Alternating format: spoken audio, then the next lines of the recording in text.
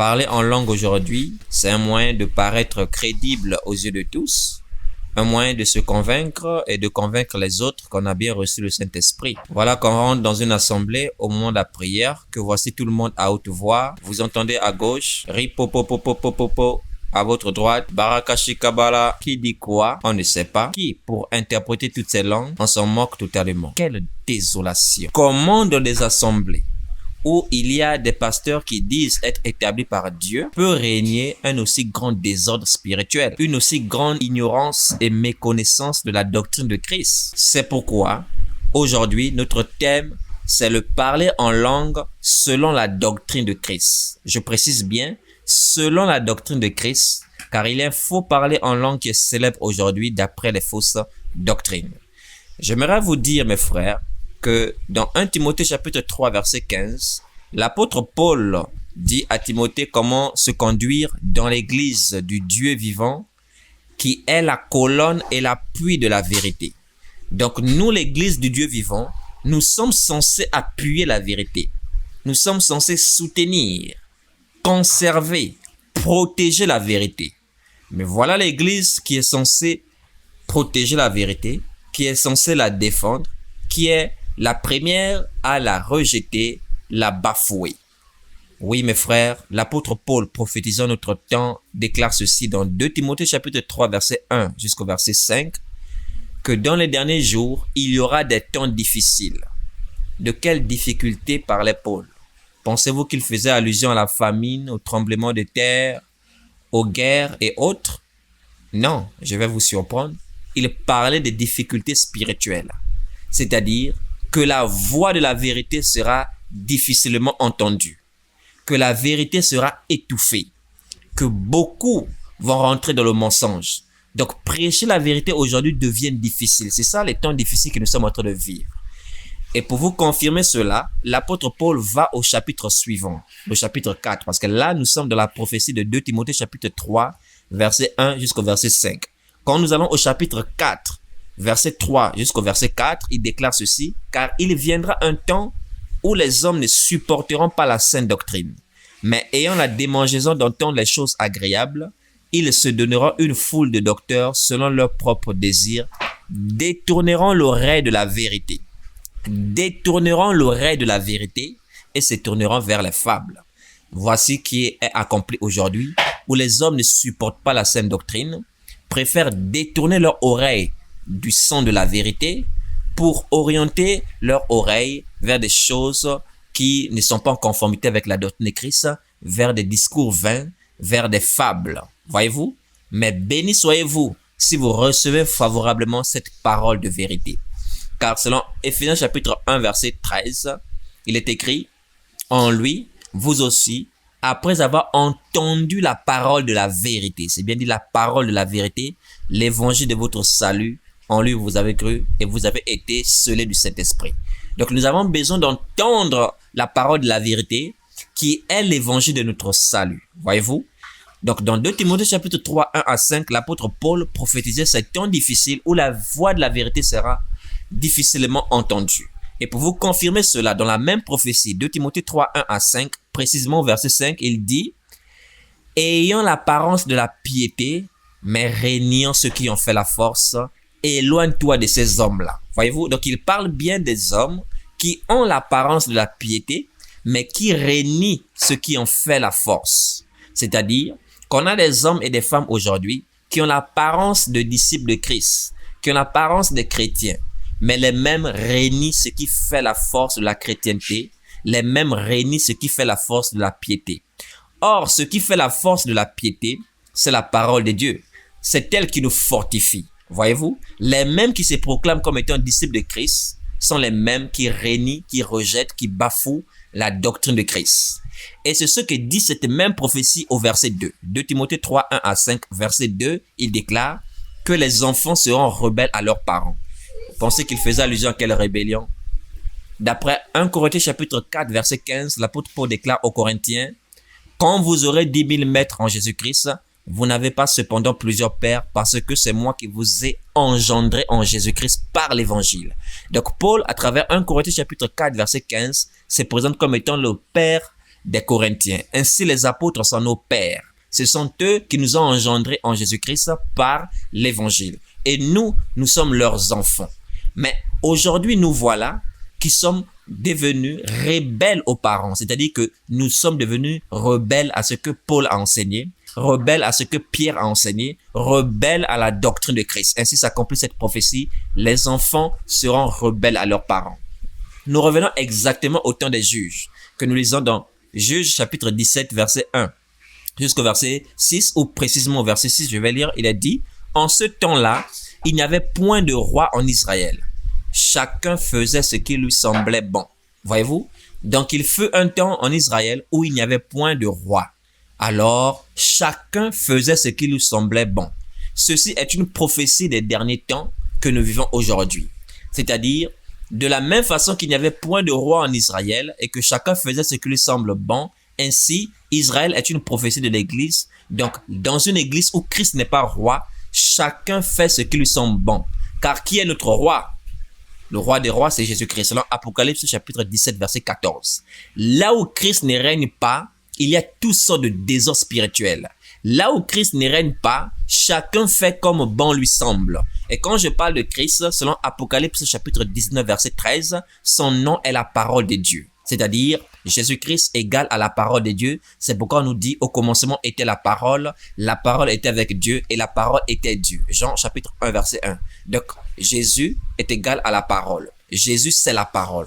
Donc, là où Jésus ne règne pas, autrement dit, là où la doctrine de Christ ne règne pas, il y a toutes sortes de désordres. Chacun fait comme bon lui semble. C'est ainsi que les églises poussent chaque jour comme l'herbe de la terre. Parce que n'importe qui se lève aujourd'hui, s'autoproclame envoyé de Dieu et commence à enseigner n'importe quoi. N'importe qui aujourd'hui se lève pour aller dans une école pastorale, pour recevoir des diplômes, des cartes pastorales et pense être capable d'exercer dans le ministère. Or, pour exercer, il faut l'appel de Dieu. Il faut la vocation de Dieu. Si vous n'avez pas reçu cet appel, si vous n'avez pas reçu cette vocation, ne vous levez pas pour toucher les choses saintes.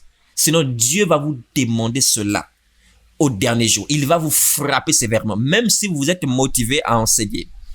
Tant que vous n'avez pas reçu ce mandat de Dieu, vous n'avez aucune vocation. Ne vous levez pas, ne vous aventurez pas à ces choses. Parce que vous ne savez pas avec quoi vous jouez. Voyez-vous? Donc, c'est pourquoi Paul dit à Timothée dans 2 Timothée 3, verset 5, « Ayant l'apparence de la piété, mais régnant ceux qui ont fait la force, éloigne-toi de ces hommes-là, vous de même qui m'entendez, qui recevez favorablement cette parole de la vérité. » Ça fait déjà un bon moment où je vous explique à la lumière des Écritures combien beaucoup sont dans la fausseté, notamment avec le nom de Dieu, que beaucoup pensent être Jéhovah aujourd'hui, que beaucoup pensent être Yahweh ou Yahvé. Je vous ai expliqué que la femme ne peut pas enseigner. Voyez-vous, il y a beaucoup de choses que je vous explique et je vous donne comme enseignement afin que vous puissiez vous éloigner des faux docteurs, que vous puissiez vous éloigner des faux prophètes, des marabouts déguisés en apôtres de Christ aujourd'hui.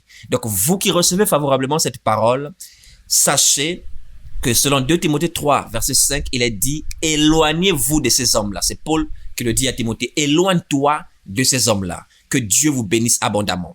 Aujourd'hui encore, nous allons frapper fort par rapport à la doctrine du parler en langue.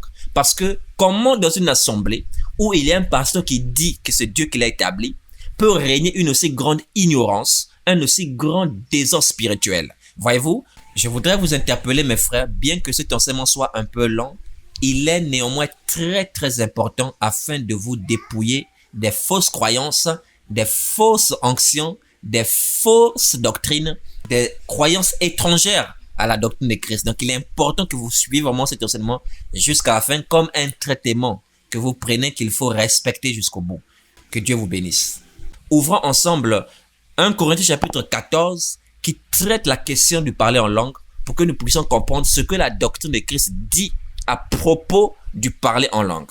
Nous ouvrons 1 Corinthiens chapitre 14. Et nous allons vérifier ensemble ce que déclare le verset 27. Je voudrais déjà que vous puissiez comprendre que au cours de notre enseignement, nous allons toucher un certain nombre de points concernant le parler en langue. Parce que beaucoup aujourd'hui font du sensationnel, pensant qu'il s'agit du parler en langue. Ils font du sensationnel et non du spirituel. Voyez-vous? On a même des écoles qu'on a ouvertes aujourd'hui où on enseigne à certaines personnes comment parler en langue. Mais ça, c'est la fabrication humaine. Ça, c'est la comédie pure. C'est-à-dire que la crainte de Dieu a quitté ces hommes. C'est du désordre. C'est vraiment de l'envoûtement. 1 Corinthiens chapitre 14, nous lisons le verset 27. Je disais que nous allons développer certains points concernant la doctrine du parler en langue. D'abord, la première question que nous allons traiter est de savoir si tout le monde est censé parler en langue. C'est-à-dire, aujourd'hui, il y a des faux prophètes qui enseignent. Si vous avez reçu le baptême du Saint-Esprit, vous devez impérativement parler en langue. Et par conséquent, si vous ne parlez pas en langue, c'est que vous n'avez pas encore reçu le baptême du Saint-Esprit. Donc pour eux, pour montrer qu'on a le Saint-Esprit en nous, nous devons impérativement parler en langue. C'est ce qui donne cours à l'ouverture des écoles, des centres de formation où on apprend cette heure à parler en langue. C'est ce qui donne cours à toutes sortes d'hérésies et de doctrines de démons, du parler en langue de démons. Voyez-vous? Et c'est ce qui fait que beaucoup aujourd'hui rentrent dans du sensationnel qui n'a rien à voir avec le parler en langue. Nous allons comprendre. Prenez des notes. Point numéro 1. Est-ce que je peux recevoir le Saint-Esprit et ne pas parler en langue? Voyez-vous? Parce que ces hommes vont utiliser, par exemple, Actes des Apôtres chapitre 2, quand les disciples furent baptisés du Saint-Esprit et que tous se mirent à parler en langue, pour en faire une loi, pour en faire une obligation, pour en faire une doctrine d'après laquelle tout le monde est censé parler en langue quand il a reçu le Saint-Esprit. Je suis désolé. C'est une expérience dans Actes chapitre 2 et non pas une loi qu'il faut impérativement parler en langue lorsqu'on reçoit le baptême du Saint-Esprit. Car il y a bien des passages bibliques où des personnes reçoivent le baptême du Saint-Esprit et ne parlent pas en langue. Par exemple, dans Actes chapitre 2, verset 38 jusqu'au verset 42, on nous parle de ces 3000 personnes qui avaient reçu la parole. Pourtant, on nous dit qu'ils furent baptisés. C'est bien dit qu'ils furent baptisés, mais on ne nous a pas dit qu'ils ont parlé en langue. Est-ce que vous voyez? Dans Actes des Apôtres chapitre 8, à partir du verset 14, l'apôtre Jean et l'apôtre Pierre sont allés imposer les mains aux Samaritains pour qu'ils reçoivent le baptême du Saint-Esprit. Là, l'Écriture ne nous a jamais dit qu'ils ont parlé en langue. Dans le cas de Corneille, on nous a dit qu'il a parlé en langue, ainsi que dans Actes chapitre 19, on nous parle aussi de ceux qui parlaient en langue. Mais ce ne sont pas dans toutes les Écritures où quand quelqu'un reçoit le baptême du Saint-Esprit, qu'automatiquement il se met à parler en langue. C'est pourquoi je vous ai cité le jour de la Pentecôte, en dehors des disciples, les 3000 âmes n'avaient pas parlé en langue. Et je vous ai parlé des Samaritains à qui on a imposé les mains pour recevoir le Saint-Esprit, qui n'ont jamais par la suite parlé en langue. Ce n'est mentionné nulle part. Donc l'un peut parler en langue quand il reçoit le baptême du Saint-Esprit, un autre peut recevoir le baptême du Saint-Esprit et n'est pas forcément parler en langue. Et pour vous attester cela, parce que nous ne parlons que selon les Écritures, nous sommes là pour enseigner vrai ce qui est écrit. Pour vous confirmer cela, nous allons ouvrir certaines Écritures, notamment la première Écriture qui est 1 Corinthiens chapitre 14, verset 27. Lisons ensemble. Il est écrit: en est-il qui parle en langue, que 2 ou 3 au plus parlent, chacun à son tour, et que quelqu'un interprète. Déjà, j'aimerais interpeller, attirer votre attention sur ce que déclare l'apôtre Paul. Il dit ceci: en est-il qui parle en langue? Vous savez, s'il y a quelques-uns, c'est pas honteux, ce n'est pas un sujet de honte. S'il y a quelques-uns, quand ils lisent la Bible d'Arby ou Louis II, et que le français est un peu corsé, un peu au langage soutenu, on a des versions des Bibles qui rendent le français plus simple, tel que le français courant, la Bible en français courant, vous pouvez aussi lire. Donc ces mêmes textes que je vais vous donner, vous pouvez aussi les lire dans des versions plus simples pour ceux qui n'ont pas un niveau très avancé en français, parce qu'on n'a pas tous le même niveau en ce qui concerne la langue française, voyez-vous. Donc nous nous efforçons pour aider la multitude, voyez-vous. Alors donc, lorsqu'on dit « en est-il qui parle en langue », voyez-vous, on parle ici à l'église. On parle ici à l'église de Corinthe. Paul leur demande « en est-il qui parle en langue ?» Donc, cette question révèle déjà que tout le monde ne parle pas en langue dans l'église. Parce que si tout le monde parlait en langue dans l'église, cette question n'aurait pas de sens. On ne peut pas demander encore « en est-il qui parle en langue ?» Pour simplifier ce français, quand on dit « en est-il qui parle en langue ?» ça veut dire il y en a parmi vous qui parlent en langue. Est-ce qu'il y en a parmi vous qui parlent en langue? Voyez-vous, c'est cela la question de Paul. Y a-t-il parmi vous des personnes qui parlent en langue? Ou encore, il y en a parmi vous qui parlent en langue? Voyez-vous, donc cette question montre que dans l'église, tout le monde ne parle pas en langue, Et on demande maintenant ceux-là qui ont le don de parler en langue. Donc, à travers cette question, on comprend que dans l'Église, tout le monde n'est pas obligé, n'est pas censé parler en langue. Et pour vous confirmer cela, je suis toujours... Là, moi, je lis la version Louis II. Hein. Vous pouvez lire le passage que nous allons lire tout à l'heure de la version français courant. Parce qu'à l'intérieur, l'apôtre Paul va utiliser un langage qu'on appelle encore, en français, les questions rhétoriques. Donc, ce ne sont pas des questions auxquelles nous devons répondre, mais ce sont des questions qui sont en elles-mêmes déjà des réponses. Voilà, donc pour vous faciliter toujours la tâche, vous pouvez lire cela en français courant pour ne pas que vous pensiez que je suis en train de vous enseigner les choses de mon imagination. Je vous enseigne ce qui est écrit, ce qui est biblique, ce qui est doctrinal.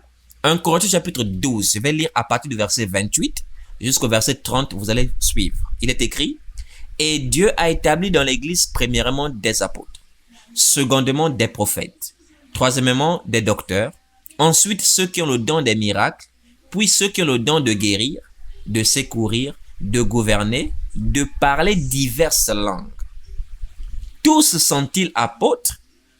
Tous sont-ils prophètes? Tous sont-ils docteurs? Tous ont-ils le don des miracles?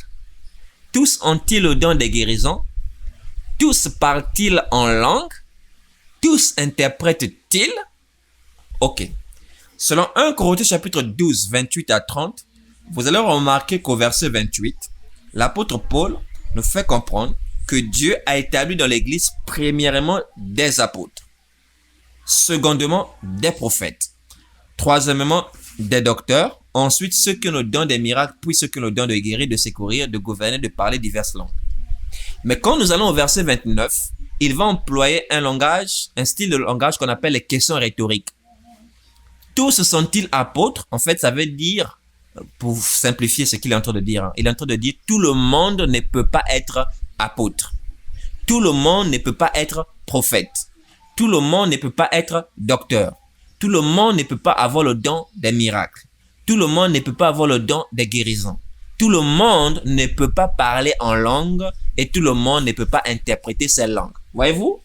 Donc, Paul a bien dit, tous sont-ils apôtres?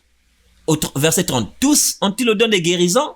Tous parlent-ils en langue? Tous interprètent-ils? Donc, il est en train, si vous lisez cela en français courant, hein, c'est bien dit. Tout le monde ne peut avoir le don de guérison. Tous ne peuvent parler en langue et tous ne peuvent interpréter. Voyez-vous? Donc, Paul sait que l'Église est un corps. Et chacun, par rapport au don qu'il a reçu, constitue ce qu'on appelle un membre de Christ. Est-ce que vous suivez? Parce que 1 Corinthiens chapitre 12 que je viens d'ouvrir avec vous, j'ai pris simplement verset 28 jusqu'au verset 30. Mais quand vous remontez plus haut, vous voyez que Paul nous présente comme étant un corps. Nous l'Église, nous sommes le corps de Christ. Inspirez-vous du corps humain. Voyez-vous, tout le corps n'est pas œil. Tout le corps n'est pas bouche. Tout le corps n'est pas main. Mais on a des membres différents. Les yeux, le nez, les pieds, la bouche, les mains. Voyez-vous, on a des membres différents. Donc, ces membres différents-là représentent les fonctions différentes que nous occupons au sein du corps de Christ par rapport aux dons, aux talents qu'on a reçus de Dieu. Est-ce que vous me suivez? Donc, si vous dites aujourd'hui que tout le monde est censé parler en langue, c'est comme si vous disiez que tout le corps doit être œil ou que tout le corps doit être bouche, puisque là, nous parlons de parler. Tout le corps doit être bouche ou tout le corps doit être main ou tout le corps doit être pied. Non. Si tout le corps est bouche, mais où seraient les pieds? Où seraient les mains? Si tout le corps est nez, mais où seraient les oreilles? C'est ce que développe l'apôtre Paul plus haut dans ce même chapitre-là. Donc, comprenez très bien que le don du parler en langue est un don parmi d'autres. C'est-à-dire que quelqu'un peut très bien avoir reçu le baptême de cet esprit et n'est pas parler en langue, mais plutôt opérer par exemple dans la guérison ou opérer par exemple dans les miracles.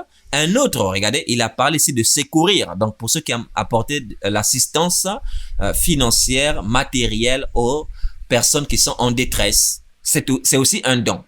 Un autre peut gouverner, c'est-à-dire présider les cultes par exemple. Vous voyez, tout le monde n'a pas la capacité par exemple de présider un culte. Est-ce que vous voyez? Donc tout ça, ça fait partie des dons. Le don de la libéralité, le don d'exhorter, voyez-vous, le don de prophétie Donc, quelqu'un peut recevoir le baptême du Saint-Esprit, ne pas parler en langue, mais avoir par exemple le don de guérison, le don de secourir ou le don de prophétiser. Est-ce que vous voyez? Donc, comprenez, retenez. Point numéro 1, on peut très bien avoir le Saint-Esprit en nous et ne pas parler en langue, mais occuper une autre fonction, exercer avec un autre don. Donc, que personne ne vous ébranle, que personne ne vous séduise, parce que à cause des séducteurs qui ont pris des passages tels que Acte 2 et d'autres passages, qui ont pris certaines expériences, et non pas toutes les expériences des baptêmes du Saint-Esprit, ils ont pris simplement les expériences où après les personnes ont parlé en langue, mais ils n'ont pas pris les passages aussi des expériences d'autres où ils n'ont pas parlé en langue, et ont pris cela pour dire non, la Bible dit, voici les miracles qui accompagneront ceux qui ont cru, en mon nom, ils parleront de nouvelles langues. Mais la Bible là-bas présente une liste des dons, des talents que ceux qui ont cru sont censés manifester. Mais cela ne veut pas dire, écoutez bien, cela ne veut pas dire que tout croyant est censé manifester tous ces dons-là. Non, c'est-à-dire qu'on présente la liste des dons que les croyants pourront, ceux qui ont cru pourront manifester. Donc, avec l'un, Dieu pourra lui donner d'imposer les mains aux malades et les malades seront guéris. Là, je parle de Marc chapitre 16 à partir du verset 17. Mon frère, tu peux être dans l'église avec quelqu'un qui a reçu la capacité de guérir par l'imposition des mains. Je t'assure, tu as la foi. Tu vas poser tes mains sur quelqu'un, tu vas prier, il ne sera pas guéri.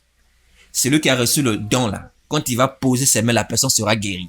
Cela ne veut pas dire que tu n'as pas le Saint-Esprit. Donc quand vous prenez Marc chapitre 16, 17 à 18 pour dire que parmi ces miracles-là, il y a parlé de nouvelles langues, vous oubliez que parmi ces miracles-là, il y a chassé les démons. Parmi ces miracles-là, il y a imposé les mains aux malades et les malades seront guéris. Donc tout le monde n'a pas reçu le don de guérison. Même chasser les démons là, il y a un chrétien qui peut dire sors au nom de Jésus, le démon ne sort pas. Il faudra un autre qui a une capacité plus mature, plus avancée pour ordonner à ce démon de partir. Est-ce que vous me suivez? Donc que personne ne vous ébranle en pensant que vous devez impérativement guérir les gens ou impérativement parler en langue. Non. Soyez à l'aise par rapport à votre fonction que Dieu vous a donnée. Ça peut être gouverner, ça peut être secourir, ça peut être exhorter, ça peut être annoncer Christ. Est-ce que vous voyez? Donc, je pense que à ce niveau-là, c'est très clair et rejeter ce faux enseignement des faux docteurs qui fait croire aux gens aujourd'hui que quand on reçoit le baptême de cet esprit, on doit automatiquement parler en langue. Et c'est ça qui a donné cours à du du sensationnel qui n'a rien de parler en langue dont parle la doctrine de Christ. Et que par la grâce du Seigneur, je vais vous expliquer à travers cet enseignement-là. Vous allez comprendre combien les gens sont égarés aujourd'hui. Alors, nous revenons dans 1 Corinthiens chapitre 14. Maintenant qu'on a compris, donc ça c'est le point numéro 1, que on peut très bien recevoir le Saint-Esprit et ne pas parler en langue. Nous allons maintenant attaquer le second point. Voilà.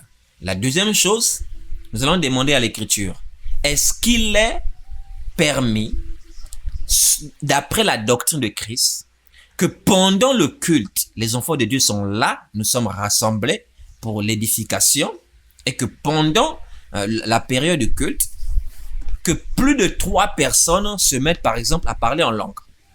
Je vous dis que ces questions ont été traitées, ce sont des questions doctrinales. Et normalement, un pasteur qui a l'appel de Dieu, là, un pasteur sérieux dans le ministère, là, n'est pas censé ignorer ces choses. Est-ce que vous comprenez? Un conducteur que Dieu lui-même a établi pour donner la nourriture convenable à son peuple n'est pas censé ignorer cette doctrine-là. Sinon, qu'est-ce qu'il enseigne aux gens? C'est pourquoi je dis les enfants sont devenus rebelles à leurs parents, c'est-à-dire les parents qui sont les pères, les apôtres qui nous ont présenté le fondement de Christ, et nous faisons autre chose. C'est pourquoi Paul déclare dans 1 Corinthiens chapitre 3 verset 10 à 11, selon la grâce de Dieu qui m'a été donnée, j'ai posé le fondement comme un sage architecte et un autre bâtit dessus. Mais que chacun prenne garde à la manière dont il bâtit dessus, car personne ne peut poser un autre fondement que celui qui a été posé. Donc eux les pères ont posé le fondement. Nous venons bâtir sur le fondement. Donc nous devons suivre la ligne directrice fixée par les apôtres. Mais nous voilà aujourd'hui, nous sommes en train de bâtir n'importe comment. Nous sommes en train de nous écarter même du fondement. Ainsi nous manifestons une rébellion. Les enfants seront rebelles à leurs parents, ayant l'apparence de la piété, mais régnant ceux qui ont fait la force. Or, ceux qui ont fait la force, c'est la doctrine de Christ. Que Dieu vous donne de revenir à la doctrine de Christ. Donc, le deuxième point, il sera question de comprendre si pendant le culte, plusieurs personnes peuvent se mettre à la fois à parler en langue, c'est-à-dire plus de 3 personnes. Regardez, toujours 1 Corinthiens 14, verset 27, Paul déclare, « En est-il qui parle en langue que 2 ou 3 au plus parlent. » Voyez-vous? Donc, d'après la doctrine de Christ, il est malséant que plus de 3 personnes se mettent à parler en langue. Mais mes frères, nous devons examiner nos pratiques pour voir si nous marchons selon la parole de Dieu. Quand nous sommes en dehors de la parole de Dieu, je vous assure, même si nous pensons glorifier Dieu, nous le faisons pour nous-mêmes. Dieu n'est pas glorifié quand on ne respecte pas sa parole. Peut-être que maintenant, là, vous ne pesez pas encore la gravité du fait de faire des choses où on pense honorer Dieu alors qu'on est en dehors de sa parole. Vous ne pesez pas encore peut-être la gravité de ça. Mais avec les enseignements qui suivront par la grâce du Seigneur, vous allez comprendre. Et j'espère pour vous que vous allez le comprendre de votre vivant sur la terre et non pas au jour du jugement. Voyez-vous, il est très important de comprendre maintenant ces choses. Parce que je vous dis, mes frères, il y a des personnes dans les Écritures, avant nous, dans la Bible. Plus tard, j'aurai l'occasion de vous en parler. Pas dans cet enseignement, dans un autre enseignement, par la grâce du Seigneur. Il y a des personnes dans la Bible qui ont fait des choses pensant honorer Dieu. Ils se sont investis même financièrement. Ils se sont investis même danser, tout faire. Mais Dieu n'était pas glorifié parce que ce qui était fait, c'est bien, mais c'était pas en harmonie avec sa parole. C'était pas en harmonie avec sa doctrine. Donc si vous craignez Dieu, mon frère, ma sœur, cherchez à ce que vos croyances, vos convictions, vos œuvres que vous posez soient en harmonie avec la parole de Dieu. Je vous en supplie. Veillez à ce que cela rentre avec en connexion, en conformité avec la parole de Christ. Quand vous êtes déjà en dehors, vous travaillez en vain. Tout ce que vous accomplissez, c'est en vain. Donc, selon la parole de Christ, lorsque l'Église se réunit, c'est 2 ou 3 au plus qui doivent parler en langue. On ne peut pas retrouver 4, 5, 6 personnes en train de parler. Vous entendez? Ici, c'est le désordre total. C'est le désordre total, mes frères. Quand Dieu voit ça, Dieu est irrité. C'est la désolation. Vous me direz, non, dans Acte 2, les disciples, le premier jour, le jour de la Pentecôte, ils avaient reçu le baptême du Saint-Esprit. Et l'Écriture dit tous se mirent à parler en langue. Donc tous étaient en train de parler en langue, c'était pas 3 au plus. Je vous l'accorde. Mais la question que je vous pose maintenant, êtes-vous encore à ce jour-là, au jour de la Pentecôte? Ne savez-vous pas que le jour de la Pentecôte, les personnes qui étaient réunies n'étaient pas encore une église? Jésus a dit à Pierre, sur cette pierre je bâtirai, c'est le futur, je bâtirai mon église. L'église ne pouvait pas être bâtie tant que Christ n'avait pas encore envoyé le Saint-Esprit. Est-ce que vous voyez? Parce que le Saint-Esprit étant en nous, nous devenons par conséquent le temple de Dieu.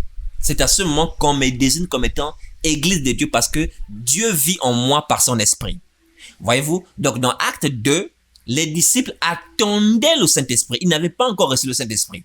Et selon Actes des Apôtres chapitre 1, verset 15 et dans la suite, ils avaient pour coutume de prier. Depuis que Jésus-Christ était parti au ciel, en attendant la promesse, ils se retrouvaient pour prier. Donc pendant la prière, Dieu va envoyer le Saint-Esprit. Et donc quand le Saint-Esprit descend, nous avons là une église naissante. Est-ce que vous me suivez? Nous avons là une église qui naît par l'effusion du Saint-Esprit. Pour vous donner une image, prenons le cas de l'apôtre Pierre. Dans Actes des Apôtres chapitre 10, à partir du verset 43, normalement c'est depuis les premiers versets, où l'ange ordonne à Corneille de faire venir l'apôtre Pierre qui va lui annoncer les choses par lesquelles il sera sauvé. Voyez-vous? Maintenant, à partir du verset 43, l'apôtre Pierre sera en train de... Il continuera sa prédication. Et à partir du verset 44, on dit le Saint-Esprit descendit sur tous ceux qui écoutaient la parole. Et après on dit, tous les fidèles circoncis étaient étonnés de voir que le don du Saint-Esprit était aussi accordé aux païens parce qu'ils les entendaient parler en langue et glorifier Dieu. Donc, il y avait plus de 3 personnes ce jour-là parce que Corneille était là avec ses amis, sa maison. Ils étaient nombreux, mais ils n'étaient pas encore une église. Ils étaient des païens à qui on était en train d'annoncer l'évangile pour que l'église maintenant puisse naître. Donc, quand ils reçoivent le Saint-Esprit, tous se mettent à parler en langue. On a encore là une église naissante. C'est-à-dire, par exemple, vous sortez, si vous êtes évangéliste, vous prêchez l'évangile. Et Dieu, par exemple, agit puissamment. Comme je vous l'ai dit, c'est pas dans tous les cas où les gens vont parler en langue. Hein. C'est pourquoi je vous ai parlé des 3000 âmes du premier jour qui n'avaient pas parlé en langue. Et je vous ai parlé aussi des Samaritains, dans Actes des Apôtres chapitre 8, qui ont reçu l'imposition des mains pour le baptême de cet esprit et ils n'ont pas parlé en langue. Donc, je suis en train simplement de prendre des images, des exemples qui sont possibles. Vous sortez en tant qu'évangéliste ou en tant qu'apôtre, dans une ville ou dans un quartier, vous annoncez Christ, les âmes vous écoutent. Il est possible qu'à l'instant, parce qu'ils ne sont pas encore église, parce qu'ils sont païens. Ce sont les démons qui vivent en eux, ils sont possédés, donc les esprits diaboliques vont partir par la puissance de la parole. Le Saint-Esprit va venir maintenant habiter en eux. On aura là une église naissante et il est possible maintenant, dans ce cas de figure, que tous se mettent à parler en langue. Donc cela est possible pour l'église naissante. Or, les Corinthiens, que nous sommes en train de lire ici, on a maintenant une église qui est déjà née depuis. On quitte maintenant le stade d'église naissante à une église organisée. Est-ce que vous comprenez? Donc nous, par exemple, que nous retrouvons les jours de nos cultes, on ne peut pas parler d'église naissante. Nous sommes une église qui est déjà organisée. Or, ceux qui organisent une église, c'est la doctrine, c'est la saine doctrine qui organise l'église. Donc, une église maintenant qui n'est pas naissante, qui est née depuis, qui est là tout le temps, qui sert Dieu, quand elle se réunit pour l'édification, l'église étant organisée, édifiée sur le fondement des apôtres et des prophètes, la doctrine de Christ, il ne peut pas avoir plus de 3 personnes qui parlent en langue. Est-ce que vous me suivez?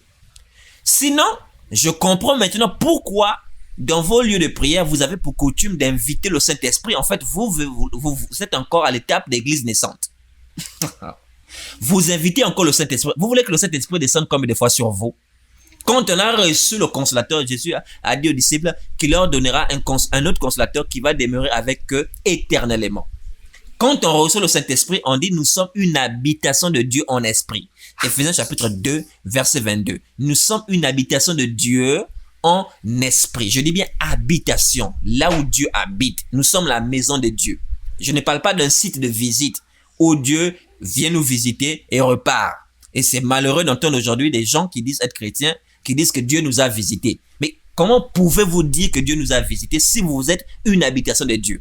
Vous ne pouvez pas visiter votre maison. Vous visitez un lieu où vous n'habitez pas. Est-ce que vous saisissez? Dieu ne peut pas visiter sa maison, ça n'a pas de sens. Dieu visite les païens.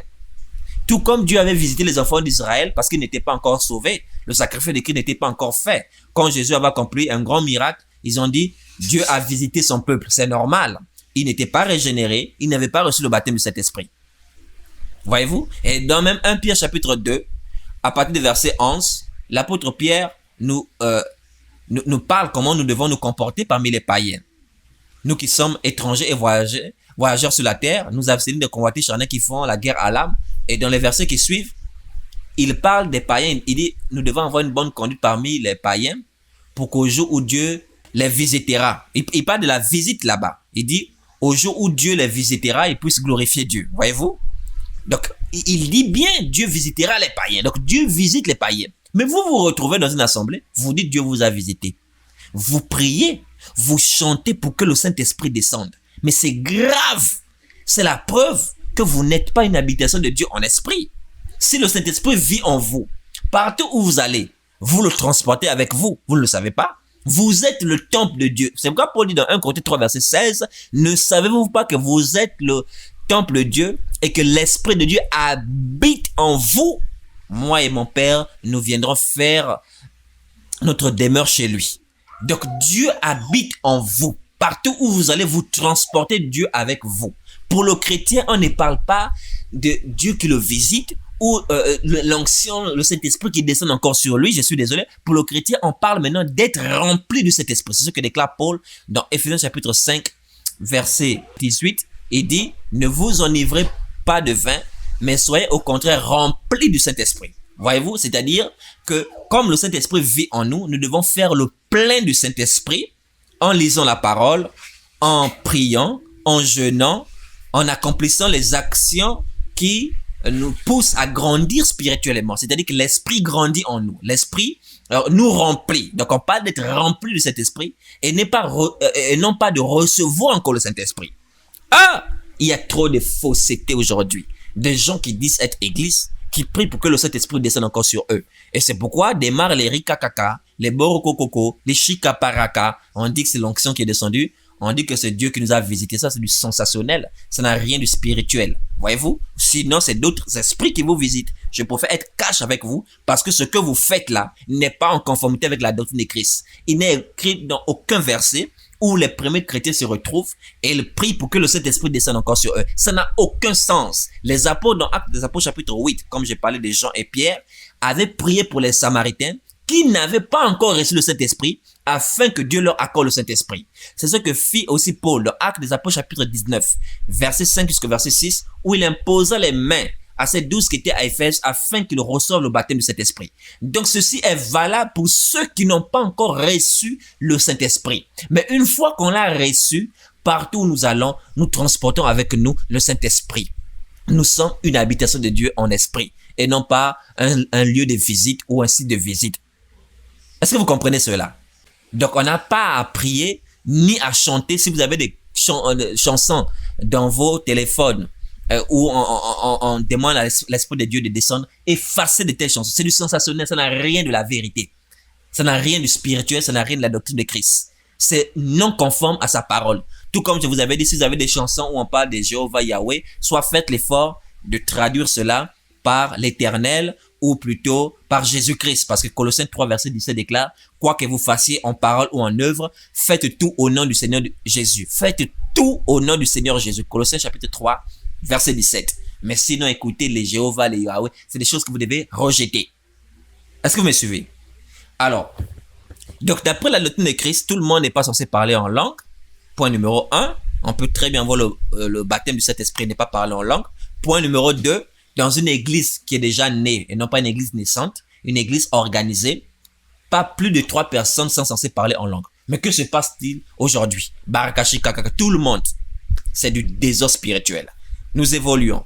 Point numéro 3. Puisqu'on a dit le nombre se limite à 3 parmi ceux qui parlent en langue, Paul va dire 1 Corinthiens 14, verset 27. En est-il qui parle en langue que 2 ou 3 au plus parlent, chacun à son tour. Voyez-vous? Donc, on a non seulement le nombre qui est limité à 3, mais la doctrine exige que ce soit chacun à son tour. Or, que se passe-t-il aujourd'hui?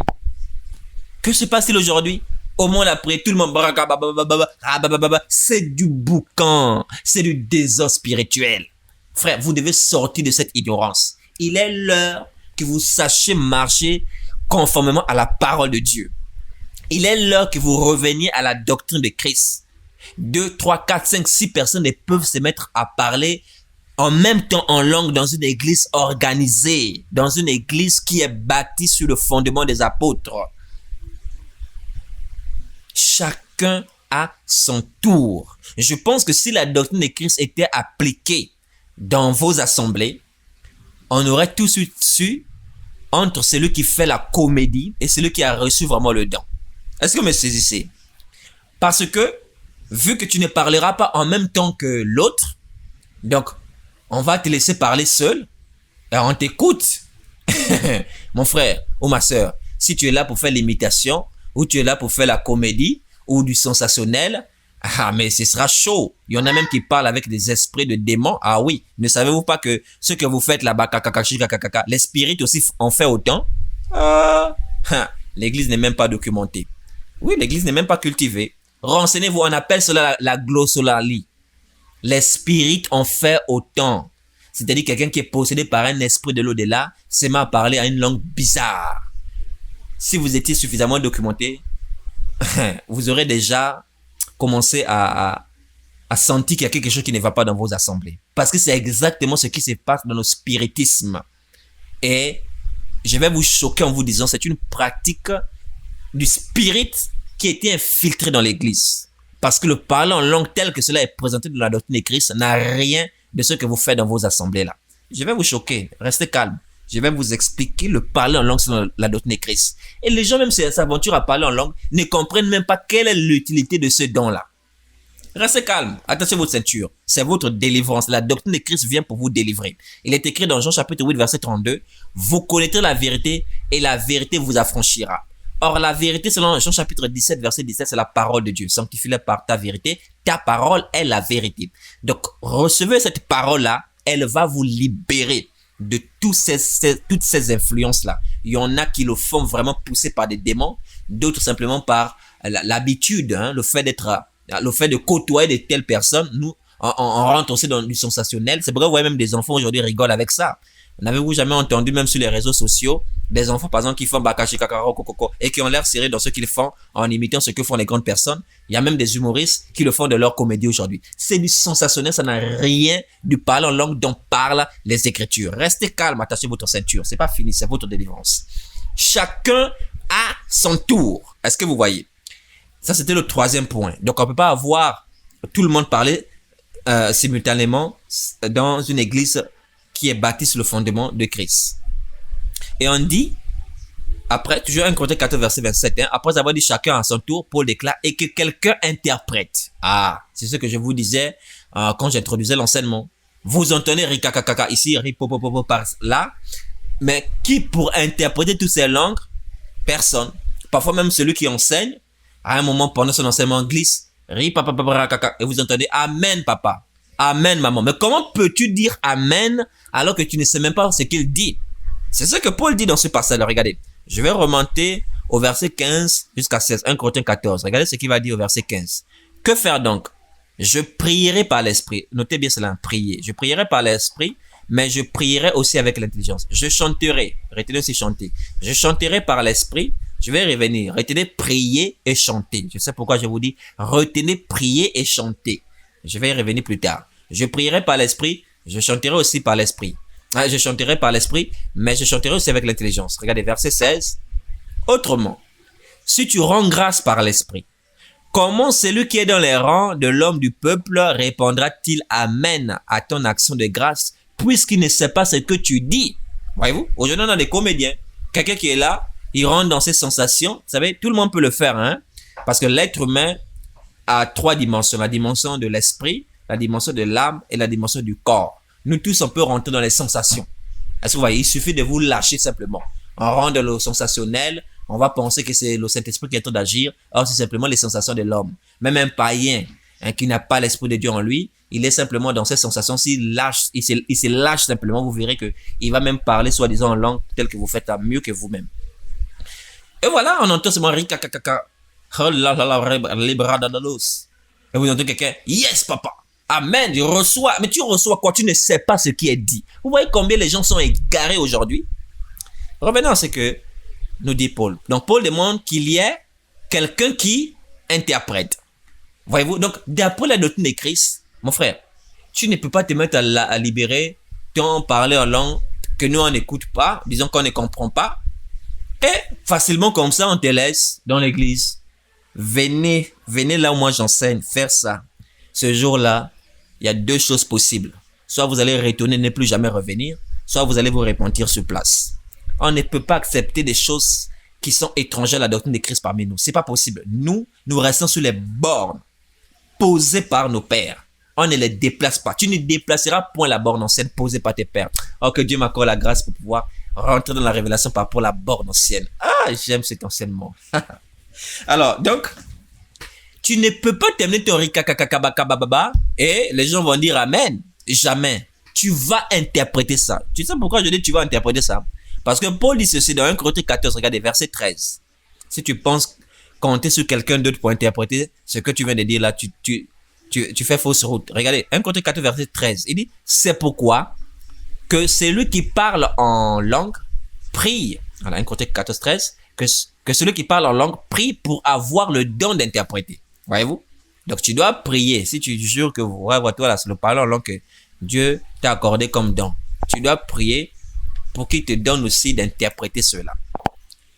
Et maintenant, quand il n'y a pas d'interprète, parce que Vous devez comprendre que lorsqu'on dit l'interprète, hein, dans la doctrine de Christ, dans une église organisée, dans une église sérieuse, dans une église qui craint Dieu, hein, pas une église qui fait les choses à sa façon, comme au temps des juges, là où il n'y a point de roi, chacun fait comme bon lui semble. Et comme la doctrine de Christ ne gouverne pas là où vous êtes, c'est pas Christ qui règne là où vous êtes, c'est pourquoi vous faites comme vous voulez. Parce que là où Christ règne, chacun n'a pas la liberté de faire comme bon lui semble, parce que tous vont faire comme Dieu le veut. Est-ce que vous voyez? Et quand vous terminez votre parler en langue là, s'il n'y a pas d'interprète, c'est la dernière fois que vous parlez en langue dans l'église. Regardez, l'interprétation est obligatoire. Verset 28. Il dit dans 1 Corinthiens 14, verset 27, que quelqu'un interprète. Mais il dit au verset 28, s'il n'y a point d'interprète, qu'on se taise dans l'église et qu'on parle à soi-même et à Dieu. Voyez-vous? Donc la doctrine est claire avec ça. S'il n'y a pas d'interprétation, qu'on se taise dans l'église. Je crois que si vrai, ces hommes-là, c'est Dieu qui les avait vraiment établis pour dire qu'ils sont pasteurs et tout ça là. Ils ne devaient pas être rebelles à ce que nos parents, les apôtres, ont fixé comme base, puisque nous venons bâtir sur leur fondement. Et Paul a été clair, hein, dans 1 Corinthiens 3, dit ça. On dit que chacun prenne garde à la manière dont il bâtit dessus. Ah. Les gens sont en train de plaisanter. Jacques a dit, Jacques chapitre 3, verset 1, qu'il n'y ait pas un grand nombre de personnes qui se mettent à enseigner, parce que nous serons jugés plus sévèrement. Donc, Galates chapitre 2, verset 1 jusqu'au verset 8, l'apôtre Paul avait reçu la révélation selon laquelle il devait monter à Jérusalem, exposer son évangile aux autres apôtres avant lui, de peur de courir ou d'avoir couru en vain. Beaucoup aujourd'hui font la course en vain. Quand tu ne combats pas en suivant les règles, même si tu gagnes, on te déclare échoué. N'est-ce pas, mes frères? C'est comme à l'école. Vous êtes tous soumis à un examen, mais toi, tu as triché. Tu triches. Tu as écrit les réponses sur ta main ou sur un bout de papier que tu regardes en plein examen. Mais même si les réponses sont exactes, puisque tu es en train de tricher, là, on t'attrape avec cela, tu es déclaré échoué. Donc, en combat, l'athlète doit courir en suivant les règles. On doit combattre en suivant les règles. Mais si on est en dehors des règles, le ministère là est dans l'eau. Ta croyance là est dans l'eau. Or, les règles sont celles que nous présente la doctrine de Christ. Ça a été clair. S'il n'y a pas d'interprète, qu'on se taise dans l'église. Mais pourquoi ces hommes et ces femmes n'appliquent pas cela? Mais c'est parce qu'ils font comme bon leur semble. C'est parce que Christ ne règne pas dans leur vie. C'est parce que, je vais être dur envers vous, hein. C'est pour vous délivrer, c'est pour votre bien. Les élus vont entendre. Parce qu'il est l'heure de sortir de l'ignorance. Il est l'heure de sortir des doctrines de démons. Comme l'a prophétisé Paul dans 1 Timothée chapitre 4, à partir du premier verset. Dans les derniers jours, quelques-uns abandonneront la foi pour s'attacher à des esprits séducteurs, à des doctrines de démons. C'est bien écrit, hein, c'est pas moi. 1 Timothée 4, verset 1. Paul a bien prophétisé cela. Or, lorsqu'on parle d'abandonner la foi, ça ne veut pas dire non, je ne crois plus en Dieu. Ce n'est pas cela, abandonner la foi. Car selon Romains chapitre 10, verset 17, la foi vient de ce que l'on entend, et ce que l'on entend vient de la parole de Dieu. Donc, comme la foi repose sur la parole de Dieu, lorsqu'on se détourne de la parole de Dieu, on a abandonné la foi. Je parle de la vraie foi qui repose sur la parole de Dieu. Voyez-vous? Vous avez simplement la croyance, mais vous n'avez pas la foi. Pourquoi? Parce que la foi vient de ce que l'on entend, et ce que l'on entend vient de la parole de Dieu. Beaucoup ont la croyance, mais n'ont pas la foi. Pourquoi? Parce que leur croyance ne repose pas sur la parole de Dieu. Seigneur, restez calme. Donc, dans une vraie église, l'interprétation est obligatoire. Ça, c'était le 4e point. Voyez-vous? Premier point. Est-ce que tout le monde est censé parler en langue? Est-ce que tous ceux qui ont reçu le Saint-Esprit sont censés parler en langue? On a vu que c'est non. Car le parler en langue est un don comme tout autre. Le Saint-Esprit peut être utilisé pour manifester un autre don qui soit différent du parler en langue. Deuxième question. Est-ce que dans une assemblée organisée et non pas une église naissante, le jour où les gens reçoivent l'effusion du Saint-Esprit, dans une église où les frères et les sœurs qui se retrouvent sont déjà régénérés, ils sont nés de nouveau, hein, parce qu'on ne peut pas parler de nouvelle naissance sans baptême du Saint-Esprit, ils sont nés de nouveau. Est-ce qu'on doit voir tout le monde se mettre à parler en langue au moment de la prière? Non, c'est 2 ou 3 au plus. Et chacun à son tour, 3e point, non pas simultanément, chacun à son tour. Enfin, Quatrième point, que quelqu'un interprète. S'il n'y a pas d'interprète, qu'on se taise dans l'église. Maintenant, il est temps de comprendre qu'est-ce que le parler en langue selon la doctrine de Christ. Qu'est-ce que les Écritures nous enseignent à propos du parler en langue? Et quelle est l'utilité de ce don-là? Parce que Dieu, le Saint-Esprit, ne nous accorde pas ces dons parce qu'il s'ennuie, ou je ne sais pas comment il faut dire ça, juste par plaisir comme ça pour distribuer n'importe comment. Non. On nous accorde ces dons-là pour un objectif. Et cet objectif-là, beaucoup ne le connaissent pas. Donc, on va chercher à comprendre qu'est-ce que le don du parler en langue, et en même temps, nous allons chercher à comprendre c'est quoi son utilité. Pour cela, nous allons ensemble ouvrir 1 Corinthiens chapitre 12. Nous allons ouvrir 1 Corinthiens chapitre 12 que nous allons lire à partir du verset 4. 1 Corinthiens chapitre 12, verset 4 déclare ceci. Il y a diversité de dons, mais le même esprit. Diversité de ministères, mais le même Seigneur. Diversité d'opérations, mais le même Dieu qui opère tout en tous. Or, à chacun, la manifestation de l'esprit est donnée pour l'utilité commune. J'aimerais que vous puissiez bien souligner cela. À chacun, la manifestation de l'esprit est donnée pour l'utilité commune. Donc, le Saint-Esprit se manifeste par les dons qu'il nous accorde pour l'utilité commune. Je voudrais que vous puissiez bien comprendre cela. Retenez bien cela. C'est-à-dire que mon don est appelé à servir mon prochain. Et pour bien appuyer cette pensée, nous allons aller écouter l'apôtre Pierre. Nous allons prendre 1 Pierre, qu'on va lire au chapitre 4.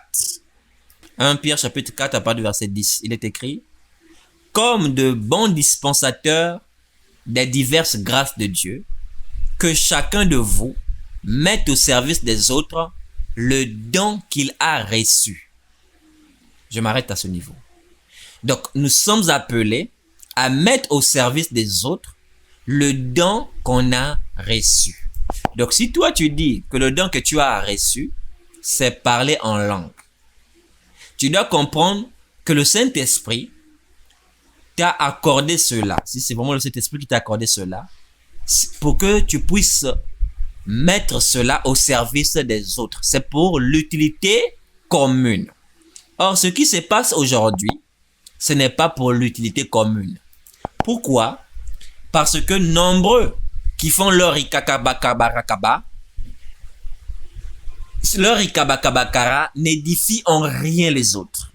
Leur ipopoporakashikabarakaka, je ne vois pas en quoi cela est utile à la communauté. Voyez-vous, on dit bien, or à chacun la manifestation de l'esprit est donnée pour l'utilité commune. Ça c'est, si mon rikabarakabakaborgo ne sert pas à mon frère, mon rikashakabarka, mon marabiashika, mon charabia ne sert pas à ma soeur, autant se taire. Est-ce que vous comprenez? Parce que le don, on le reçoit pour le mettre au service des autres. Le don, on le reçoit pour l'utilité de la communauté. Et tellement il y a de l'égoïsme spirituel aujourd'hui, parce que la prophétie, qu'est-ce qu'elle a dit? 2 Timothée 3, 1 à 5, ça a dit que les hommes seront égoïstes, n'est-ce pas? Oui, je vous ai dit que ce passage parle bien du spirituel. Hein? Effectivement, il y a de l'égoïsme spirituel aujourd'hui, de sorte que quelqu'un va aller prendre 1 Corinthiens chapitre 14, regardez.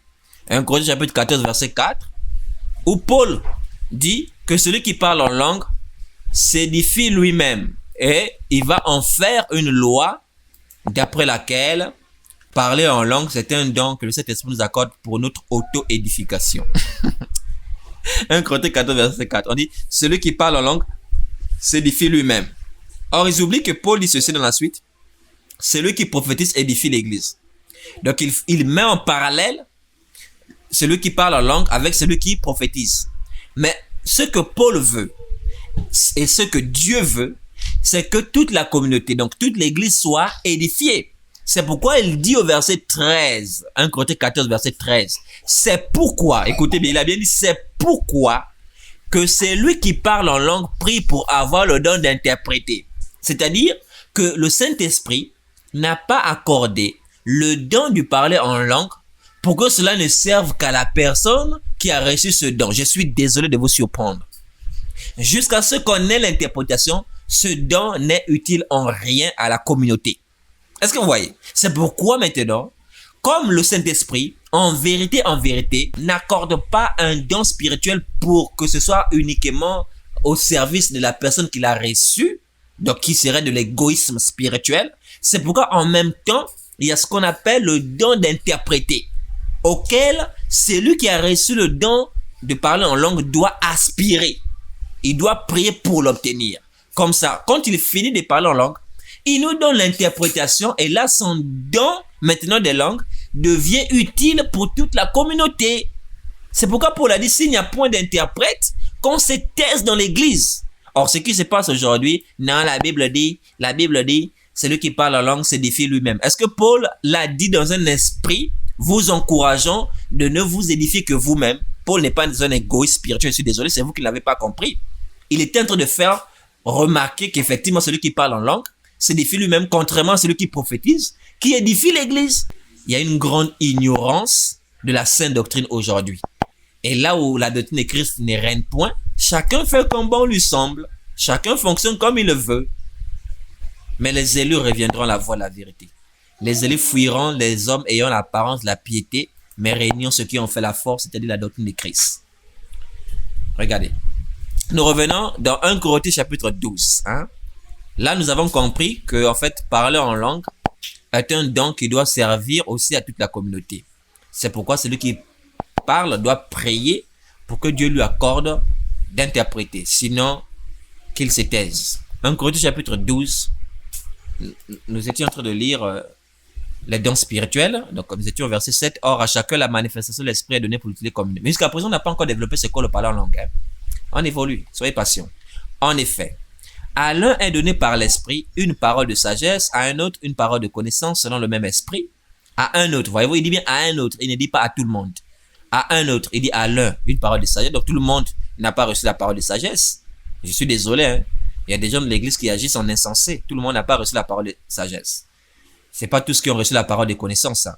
Donc à l'un, parole de sagesse, à un autre. C'est possible d'avoir plusieurs dons, c'est possible, voilà, d'avoir plusieurs dons, et même, c'est aussi possible d'avoir tous les dons, c'est possible.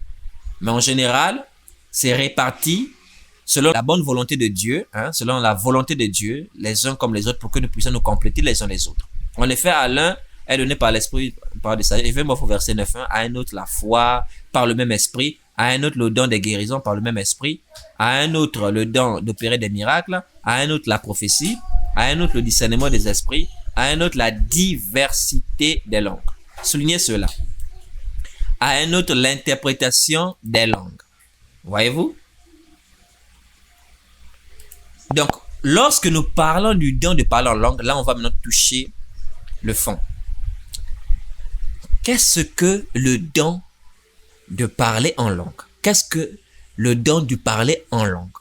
Le don du parler en langue, c'est le don de la diversité des langues. Soulignez bien cela. Le don de parler en langue, ce n'est pas le don d'une langue. Non, c'est le don de la diversité des langues. En d'autres termes, celui qui a reçu le don du parler en langue, c'est celui qui a reçu la capacité de parler diverses langues. Diverses langues, c'est-à-dire plusieurs langues. Ce n'est pas une langue, c'est plusieurs langues. Bon, peut-être jusqu'à présent, vous n'êtes peut-être pas convaincu. Regardez. Le passage que nous avons lu, où l'apôtre Paul nous dit Dieu a établi de l'église des apôtres. Regardez, nous allons le relire. Vous allez bien écouter. 1 Corinthiens 12, verset 28. Et Dieu a établi dans l'église premièrement des apôtres, secondement des prophètes, troisièmement des docteurs. Ensuite, ceux qui ont le don des miracles, puis qui ont le don de guérir, de secourir, de gouverner, de parler diverses langues. Ah, vous voyez? Donc, moi par exemple, j'ai reçu l'apostolat comme étant don ministériel. En dehors de cela, je connais aussi d'autres dons spirituels que Dieu m'a accordés. Voyez-vous? je connais mes dons, je connais mon ministère. Alors, donc, dans l'église, on a des apôtres, des prophètes, des docteurs, ceux qui ont le don des miracles, de guérir, de secourir, de gouverner, et on nous dit de parler diverses langues. Mes frères, le don de parler en langue, d'après les Écritures, c'est le don de la diversité des langues. On vient de voir cela. C'est la capacité de parler diverses langues. Bon, maintenant, vous, examinez-vous. Vous qui dites, vous avez reçu le don de parler en langue. Est-ce que vous avez reçu vraiment la capacité de parler diverses langues? Frère, ripopopo barakaka, que vous répétez en boucle, qui n'est pas diversifié. On a l'impression que le vocabulaire de cet esprit est limité, qu'on répète les mêmes syllabes. Hier, c'était rikakari, popopo bababa. Le dimanche suivant ou le mercredi suivant, quand on va se retrouver, c'est encore la même chose. Ou un autre jour, la semaine, qu'on va se retrouver, c'est la même chose. Ou quand on prie, ce sont les mêmes choses qu'on répète. En quoi est-ce la diversité des langues? En quoi est-ce la diversité des langues? C'est la question que je vous pose. Parce que quand on parle de la diversité des langues, ça renvoie même à divers accents et diverses tonalités. Mais vous, c'est tout un ripopopori, kakara, kakashika, c'est du sensationnel. Je vous l'ai dit, même un païen, il suffit qu'il se lâche, qu'il y mette de l'émotion. Mon frère, c'est parti, ma soeur, c'est parti. Ça n'a rien de spirituel. Quand on craint Dieu, on ne peut pas faire ce genre de choses. Là, nous allons comprendre c'est quoi parler diverses langues là. La diversité des langues là, qu'on dit à un autre, la diversité des langues. On n'a pas dit à tous, hein. On dit à un autre, donc c'est-à-dire à un autre. Revenons. Quelqu'un à qui Dieu donne la diversité des langues. Voilà. C'est le verset 10, 1 Corinthiens 12, verset 10. 1 Corinthiens 12, verset 10. À un autre, la diversité des langues. Donc, c'est la capacité de parler diverses langues. Et cette capacité-là, on l'a vu dans les Écritures depuis le jour de la Pentecôte. Allons-y ouvrir ce passage pour voir cette capacité de parler diverses langues. Là. Actes des apôtres, nous prenons le chapitre 2. Nous allons lire à partir du verset 4. On sait que selon les premiers versets, le Saint-Esprit est descendu et tout ce qui était là ont été remplis du Saint-Esprit. Lisons à partir du verset 4. Et ils furent tous remplis du Saint-Esprit et se mirent à parler en d'autres langues. Voyez-vous? En d'autres langues, selon que l'Esprit leur donnait de s'exprimer. Or, il y avait un séjour à Jérusalem. Notez bien séjour, hein? Parce que je vais y revenir. Il y avait un séjour à Jérusalem des Juifs, hommes pieux, de toutes les nations qui sont sous le ciel. Notez aussi bien, de toutes les nations qui sont sous le ciel. Donc, on avait des Juifs ces jours-là qui venaient de toutes les nations. Au bruit qui eut lieu. Il s'agit de quel bruit? Si vous remontez plus haut, notamment le verset 2, Actes des Apôtres chapitre 2, regardez le verset 2, on dit tout à coup, il vint du ciel un bruit comme celui d'un vent impétueux et il remplit toute la maison où ils étaient assis. Donc les apôtres étaient où? Dans une maison. Qu'est-ce qu'ils étaient en train de faire? Je vous l'ai dit, d'après Actes des Apôtres chapitre 1 à partir du verset 15 et suivant, c'était leur coutume de se retrouver pour prier en attendant que le Saint-Esprit descende. Donc ils étaient dans la maison en train de prier et le Saint-Esprit descendait en provoquant un bruit venant du ciel. Et c'est ce bruit-là que nous voyons au verset 6, au bruit qui eut lieu, la multitude accourut. Donc le Saint-Esprit a expressément provoqué un bruit pour que la foule qui était dans les environs puisse être curieuse et se demander, tiens, mais d'où vient ce bruit? Et par curiosité, ils se rendent au lieu où étaient les disciples qui furent baptisés du Saint-Esprit. Nous poursuivons. Reprenons le verset 6. Au bruit qui eut lieu, la multitude accourut et elle fut confondue parce que chacun les entendait parler dans sa propre langue.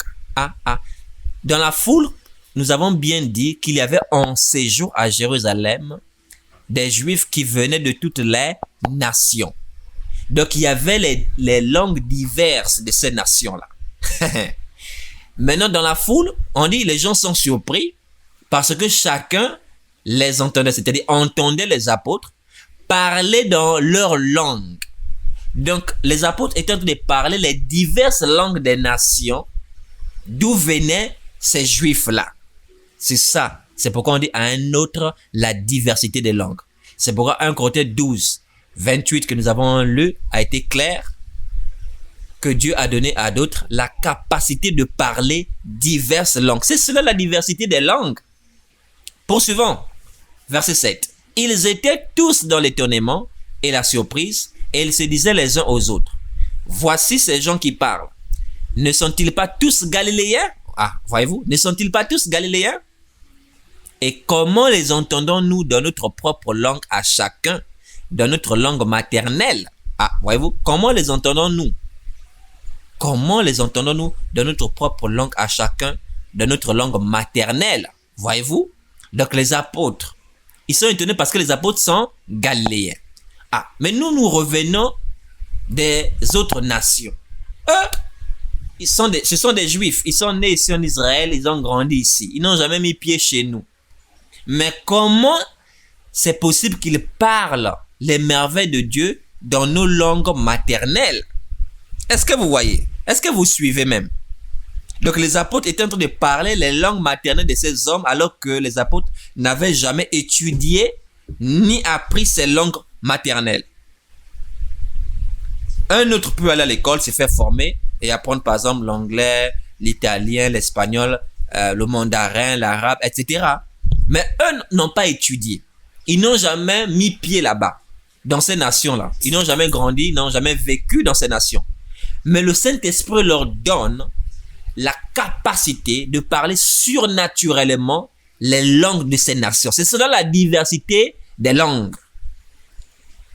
C'est ça, celui qui parle à un autre la capacité de parler diverses langues. C'est un miracle. Donc mon frère, il faut craindre Dieu. Tu n'as pas reçu cette capacité.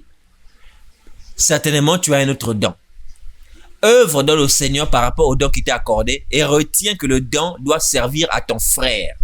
Ne force pas ton qui n'a rien de la diversité des langues et qui ne peut même pas être utile à ton prochain, mais qui te renferme simplement dans ton égoïsme spirituel en pensant qu'un don, c'est lui qui parle la langue, s'édifie lui-même. Donc tu n'as que faire de l'interprétation. Et vous allez comprendre plus tard pourquoi on parle d'interprétation. Restez calme. Hein? Je sais qu'il y a un Corinthiens chapitre 14 qu'on cite souvent pour dire personne ne comprend celui qui parle en langue. Vous savez, vous les chrétiens d'aujourd'hui, hein, je vous aime bien. Et quand je le dis, c'est pas tellement bien. Écoutez, quand il s'agit d'appliquer la doctrine dans toute son entièreté, ça ne vous dit rien. Mais quand vous trouvez un passage qui semble vous réconforter dans votre mauvaise position, là vous connaissez la doctrine de Christ. Donc tout ce que je suis en train de dire apparemment, ça ne vous fait ni froid ni chaud. Ça ne vous interpelle pas que la Bible parle bien de la diversité des langues quand on parle du don de parler en langue, que la Bible parle bien de la capacité de parler diverses langues qu'on a vu dans 1 Corinthiens 12 verset 28. Ça ne vous interpelle pas du tout. Ça ne vous interpelle pas qu'ici, les apôtres ont parlé des langues qu'ils n'ont jamais étudiées ni apprises. Ça ne vous interpelle pas. Ça ne vous interpelle pas lorsqu'on dit que 2 ou 3 au plus parlent. Ça ne vous interprète pas quand on vous dit chacun à son tour. Ça ne vous interprète pas quand on impose l'interprétation. Ça ne vous interpelle pas lorsqu'on dit qu'un don est donné pour l'utilité commune et que votre don est appelé à servir, à aider, à édifier toute la communauté. Ça ne vous dit rien. Tellement vous êtes dans votre zone de confort par rapport à votre égarement, vous vous accrochez sur un passage qui en vérité n'est même pas dans l'esprit dans lequel vous êtes en train de l'utiliser. C'est lui qui parle en langue, personne ne le comprend. On va y venir, non? On arrive. Vous pensez que je suis de ceux-là qui prennent les passages qui les arrangent? Jamais. Nous sommes de ceux-là dont il est écrit, l'homme ne vivra pas de pain seulement, mais de toute parole qui sort de la bouche de Dieu. et non pas de quelques paroles qui sont de la bouche de Dieu ou de certaines paroles qui sont là. C'est de toutes paroles. Donc, nous acceptons 1 Corinthiens 12, 1 Corinthiens 14, Actes des Apôtres chapitre 2 et même 1 Corinthiens 13 sur lequel vous vous accrochez comme un gilet de sauvetage que vous vous accrochez pour dire c'est le parler en langue des anges. On y arrive. Restez calme. Je suis là pour vous purifier. Selon Daniel chapitre 12 verset 10, il est écrit que plusieurs seront blanchis, plusieurs seront épurés, plusieurs seront purifiés. Or, ceux qui accomplissent cela, c'est la parole de Dieu. Jésus déclare dans Jean 15 verset 3, déjà vous êtes purs à cause de la parole que je vous ai annoncée. Donc, la parole va vraiment vous purifier. Sinon, elle va purifier les élus de toutes les fausses croyances. Elle va vous épurer de toute la corruption spirituelle dont vous êtes victime, de toutes les mauvaises compréhensions dont vous êtes victime, de toutes les fausses doctrines dont vous êtes esclave. La parole va vous épurer, vous purifier, si vous êtes la race des élus.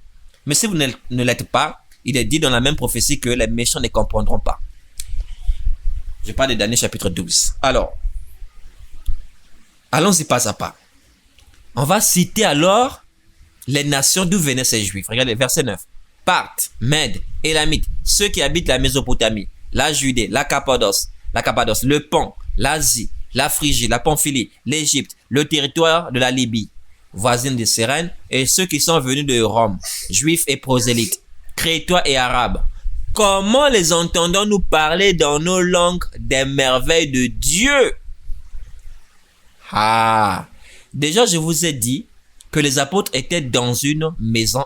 Eux, ils étaient en train de prier. Notez bien cela. Je vous ai dit, les apôtres avaient pour coutume de prier d'après Acte 1 à partir du verset 15. Et selon Acte chapitre 2, quand le Saint-Esprit était descendu, ils étaient dans la maison. Et notez que ce ne sont pas les apôtres, d'après ce que nous venons de lire ici, qui sont allés vers la foule. Mais c'est la foule qui s'est déplacée pour aller où étaient les apôtres. Donc les apôtres n'ont même pas appelé la foule. C'est le bruit que le Saint-Esprit a provoqué, d'après le verset 2, qui a attiré l'attention de la foule selon le verset 6. Et la foule se déporte de là où elle était pour se rendre là où étaient les apôtres. Donc quand ils arrivent, ils constatent que les apôtres sont en train de prier, mais dans leur langue maternelle. Est-ce que vous me suivez? Donc les apôtres n'étaient pas encore en train de s'adresser à la foule. Eux, ils étaient pour en train de faire leur réunion de prière. Donc les apôtres parlent hébreu. Donc ils sont passés de l'hébreu et le Saint-Esprit a commencé à les utiliser. Donc voilà une prière qui commence en hébreu et qui rentre en arabe. Une prière qui rentre dans une langue égyptienne. Une prière qui rentre dans une langue asiatique.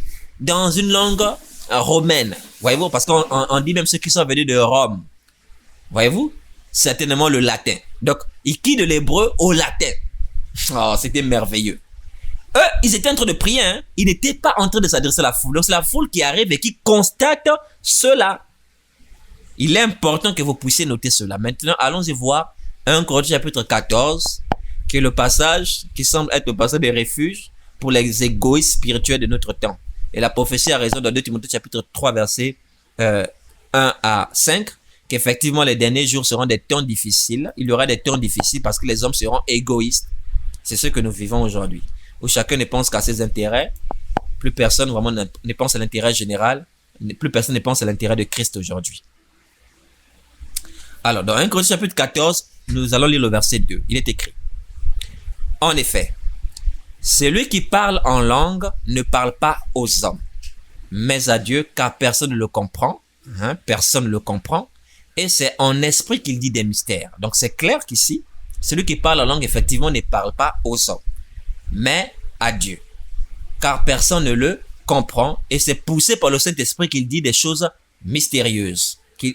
Mystérieux, c'est pas ricacaka. C'est-à-dire que dans son discours, il y a des mystères qu'il est en train de dire dedans. Des choses, quand on dit des mystères, c'est-à-dire des choses cachées qu'il est en train de déclarer. Et c'est pourquoi ces choses qui sont cachées là doivent être révélées pour que l'Église puisse bénéficier de cela. C'est pas ricacaka bababa. Bref, vous allez comprendre tout à l'heure par la grâce du Seigneur si vous êtes appelé à comprendre. Donc, on comprend que celui qui parle en langue ne parle pas aux hommes, mais à Dieu.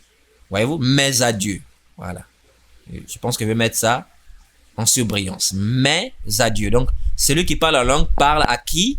Il parle à Dieu et non pas aux hommes. Alors, le verset 3 dit, celui qui prophétise au contraire parle aux hommes.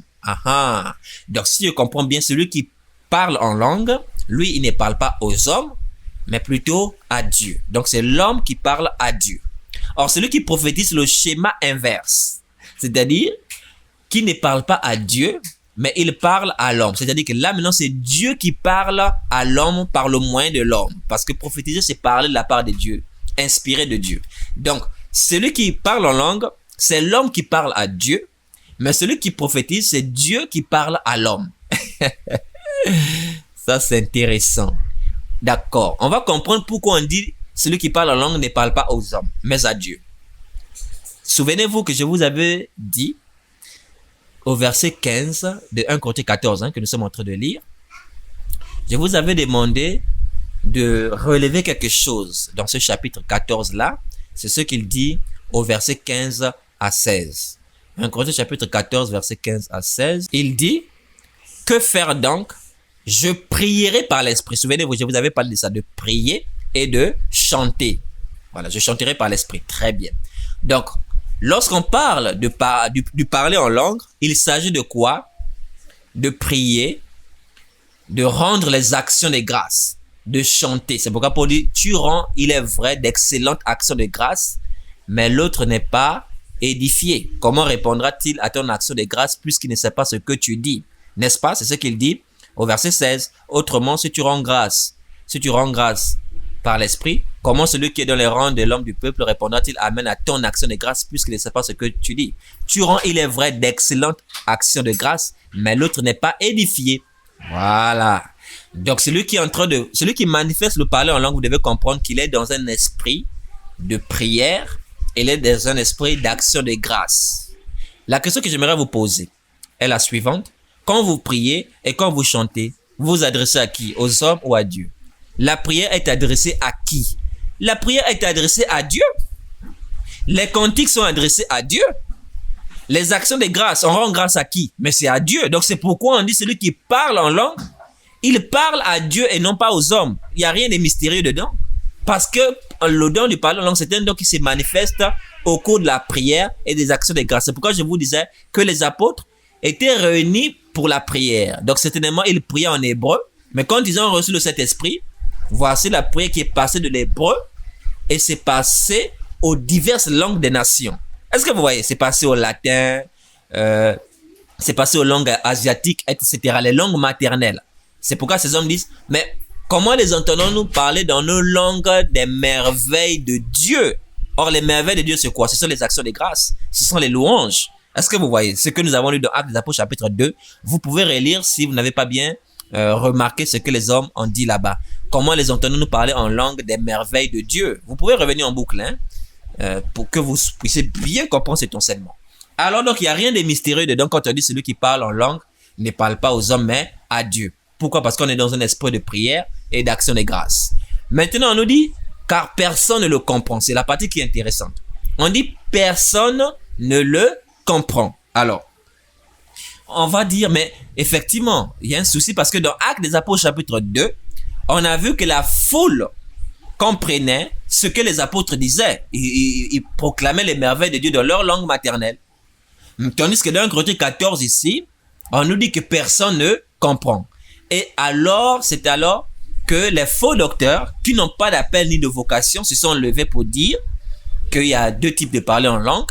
Il y a le parler en langue des hommes, que les hommes peuvent comprendre, et il y a le parler en langue des anges, que les hommes ne peuvent comprendre. Et ils ont associé cela à 1 Corinthiens chapitre 13, qui dit « Quand je parlerai les langues des hommes et des anges ». Je vais y revenir par rapport à ce passage, gardez votre calme. C'était ce que, vous savez, quand vous avez l'ignorance de l'écriture et de la doctrine de Christ, les faux prophètes profitent de votre ignorance pour asseoir leur doctrine de démon. Donc, vous voulez me convaincre que les anges qui sont au ciel, quand ils s'expriment sans ripopopopo, vous voulez me convaincre que quand les anges, quand Gabriel parle avec Michael, il parle en rikakakashi korobaka, comme si ils avaient le palu, comme s'ils avaient la fièvre, comme si c'est le piment qu'ils avaient mis dans la bouche et ça agissait maintenant. Je suis désolé. Vous êtes allé au ciel et vous avez remarqué que les anges, quand ils s'expriment, c'est chikarakakabara, rikabarakakaka. Et vous êtes convaincu que ça, c'est le parler en langue des anges. Mais vous n'avez même pas la crainte de Dieu, hein. Honnêtement, vous devez vous repentir. vous devez vraiment vous repentir. On a compris que le don du parler en langue, tout comme les autres dons, c'est donné pour l'utilité commune, c'est-à-dire pour l'église. Et donc, c'est un ripopora, kakari, kokokokola, ou la langue, soi-disant, des anges là, qui va édifier l'église. Apparemment, c'est les anges que vous voulez édifier aujourd'hui. On va y revenir, restez calme. Alors, donc, c'est courageux quand même de dire que ripopopopo, c'est la langue des anges. Ça, c'est quelque part même comme insulter Dieu. Maintenant, vous devez comprendre ceci. Il n'y a aucune différence entre Acte 2 et 1 Corinthiens chapitre 14. Le problème, c'est un problème de révélation. C'est-à-dire que quand Dieu n'a pas ouvert ton esprit, quand le Saint-Esprit ne t'a pas révélé ce qui est caché dans l'Écriture, parfois même évident dans les Écritures, parce que tu peux lire avec les yeux de la chair et non pas avec les yeux de l'esprit, tu vas te donner toutes sortes de théories, toutes sortes de dogmes, toutes sortes de doctrines des hommes. Voyez-vous? Quand vous dites que dans Actes des Apôtres chapitre 2, que les hommes comprenaient ce que disaient les apôtres, tandis que dans 1 Corinthiens 14, personne ne comprend.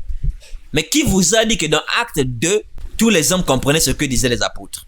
Qui vous l'a dit? C'est pourquoi je dis que c'est un problème de révélation. Dans Actes des Apôtres chapitre 2, ce n'est pas tout le monde qui comprenait ce que les apôtres disaient. Revenons, vous allez comprendre maintenant pourquoi Paul dit personne ne le comprend. Revenons dans Actes des Apôtres chapitre 2. Les gens blaguent. Actes des Apôtres chapitre 2, vraiment la crainte de Dieu a pris congé vraiment de certains, quoi. C'est oui, une bonne fois. Et comment les entendons-nous dans notre propre langue à chacun, de notre langue maternelle? Notez qu'il s'agit des Juifs, hein, j'avais bien dit cela, qui étaient en séjour à Jérusalem. Parce qu'eux venaient de toutes les nations qui sont sous le ciel. Donc ce sont eux qui étaient vraiment frappés, étonnés et disaient, mais comment c'est possible que ces hommes-là, qui n'ont jamais mis pied dans nos nations, puissent parler dans nos langues maternelles? Voyez-vous, si votre enfant est né dans une nation quelconque, et non pas dans la nation d'origine de ses parents, la chose est claire, c'est que la langue qui est parlée là-bas deviendra sa langue maternelle. Parce que Dieu avait dispersé les enfants d'Israël, souvenez-vous. Donc, ils étaient maintenant dans toutes les nations, ils étaient dispersés. Donc, ils sont nés là-bas, ils ont grandi là-bas, ils ont fait des enfants, des générations après générations. Donc, ils connaissaient les langues maternelles de ces nations-là. Et donc, comme ils obéissaient toujours aux coutumes de leur père, ils étaient simplement venus le jour de la Pentecôte pour célébrer quoi? La Pentecôte. Mais ils parlaient les langues maternelles des nations d'où ils venaient. Voyez-vous, donc ce sont eux qui sont dans l'admiration. Je vais au verset 11. On dit, Crétois, Arabes, comment les entendons-nous parler dans nos langues des merveilles de Dieu? Écoutez, ça c'est les Juifs qui venaient des nations, mais écoutez la suite. Ils étaient tous dans l'étonnement et ne sachant que penser, ils se disaient les uns aux autres, que veut dire ceci? Écoutez le verset 13. Mais, notez bien le mais, hein? mais d'autres se moquaient. Ah! Donc, en dehors des Juifs qui venaient des nations sous le ciel, il y avait d'autres personnes qui étaient là, qui se moquaient des apôtres. On dit, mais d'autres se moquaient et disaient, ils sont pleins de vin doux. Ah, donc il y a ceux qui pensaient que les apôtres étaient pleins de vin doux et c'est ce qui les emmenait à parler les langues des nations. Vous voyez? Tandis qu'il y avait un groupe dans la foule, la même foule, hein, il y avait un groupe qui écoutait, qui entendait, qui comprenait ce que disaient les apôtres, mais il y avait un autre groupe, toujours dans la même foule, qui ne comprenait pas, mais qui se moquait. C'est parce qu'ils ne comprenaient pas qu'ils se moquaient et ils disaient qu'ils sont pleins de vin doux. Vous devez comprendre ceci, que le jour de la Pentecôte, il y avait deux types de Juifs. C'est pourquoi je vous ai dit au verset 5. Or, il y avait en séjour à Jérusalem des Juifs hommes pieux. Donc, il y avait des Juifs qui étaient en séjour parce que eux, ils venaient des nations étrangères. Est-ce que vous voyez? Mais en dehors des Juifs qui viennent des nations étrangères, il y a des Juifs autochtones à Jérusalem. Il y a des Juifs qui ne connaissent pas ces nations étrangères. Il y a des Juifs qui sont nés en Israël. Eux, ils ont grandi en Israël. Est-ce que vous comprenez? Ils sont nés, eux, ils parlent hébreu. Donc, eux, ils ne connaissent pas les langues des nations qui sont sous le ciel. Donc, pendant que les Juifs qui étaient en séjour comprenaient les apôtres, eux, les Juifs qui sont de la région, ne comprenaient pas les apôtres. C'est cela dont il est dit, mais d'autres se moquaient. Pourquoi se moquaient-ils? Pourquoi ils riaient? Pourquoi ils pensaient que les apôtres étaient pleins de vin doux? Mais c'est simple, mes frères. Il vous est jamais arrivé, bon peut-être cela vous est jamais arrivé, mais moi cela m'est déjà arrivé. Il y a certaines langues sur terre là, quand j'entends la manière que c'est parlé, ça me donne parfois envie de rire. Alors, je préfère, pour ne pas entrer dans une forme de discrimination, ne pas mentionner le nom de cette langue là. Quand je l'entends souvent, j'ai envie de rigoler. Non pas pour me moquer, mais en fait je trouve ça drôle. Voilà, il y a des langues Surtout quand c'est la première fois que vous écoutez cela, quand vous entendez des personnes en train de parler, vous avez comme envie de rire en fait. Est-ce que vous voyez ça? En fait, ça vous... C'est drôle. Pendant que je vous parle, je pense même à la langue en question là. C'est une langue terrestre que des hommes parlent. Écoutez bien cela. Donc, ces juifs-là qui sont des autochtones, qui sont de la région, qui ne sont pas nés dans cette nation, qui n'étaient pas en séjour, mais qui étaient chez eux, eux, ils ne comprenaient pas les langues des nations. Ils trouvaient cela marrant, drôle, et pensaient que les apôtres étaient pleins de vin doux, alors que les apôtres étaient de parler les langues des nations qui étaient là. Mais vous, quand vous faites Baka Shikaro Koko, ça c'est la langue de quelle nation? C'est la langue de quel peuple? C'est la langue maternelle de qui? C'est de qui cette langue maternelle? Rika Kakaro Popobira. Rika. C'est pourquoi vous réfugiez avec les anges, vous n'avez même pas la crainte de Dieu. Donc vous croyez qu'au ciel, les anges quand ils s'expriment, c'est Ri Papapari Koko Charabia. J'avais entendu une femme qui disait, non, on parle la langue des anges pour ne pas que Satan puisse intercepter notre prière. Mais ça, c'est vraiment la fausse doctrine. Je vous rappelle que dans Job chapitre 1, Dieu parle avec Satan. Dieu parle avec Satan. Ça se passe au ciel. Il parle avec lui. Vous pensez que c'est en français, en espagnol ou en anglais qu'il parle avec lui? C'est avec une langue céleste qu'il parlait. Donc Satan connaît les langues célestes. Donc si vous pensez que réellement ce que vous faites la langue céleste et que vous vous exprimez ainsi pour ne pas que Satan intercède votre prière, mais je ne sais pas qui vous l'a enseigné parce que Satan lui-même connaît la langue céleste. Nous voyons ici qu'il y avait deux groupes dans la foule. Ce que nous allons faire pour vous confirmer cela, nous allons lire simplement la suite, verset 14. Regardez. Alors Pierre, se présentant avec les 11. Vous voyez, c'est maintenant que Pierre va se présenter. Donc il sort de la prière, il se présente maintenant. Éleva la voix et leur parla en ces termes. Là maintenant, Pierre va parler aux hommes. Et il va prophétiser dans ses paroles. Il va parler aux hommes, on l'a lu. Celui qui prophétise parle aux hommes, il les édifie, il les exhorte et les console. Mais celui qui parle en langue, il ne parle point aux hommes, mais à Dieu.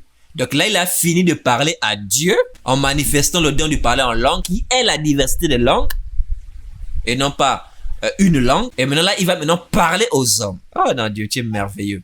Qu'est-ce qu'il va dire aux hommes? Regardez. Hommes juifs. 1. Après, il va dire et.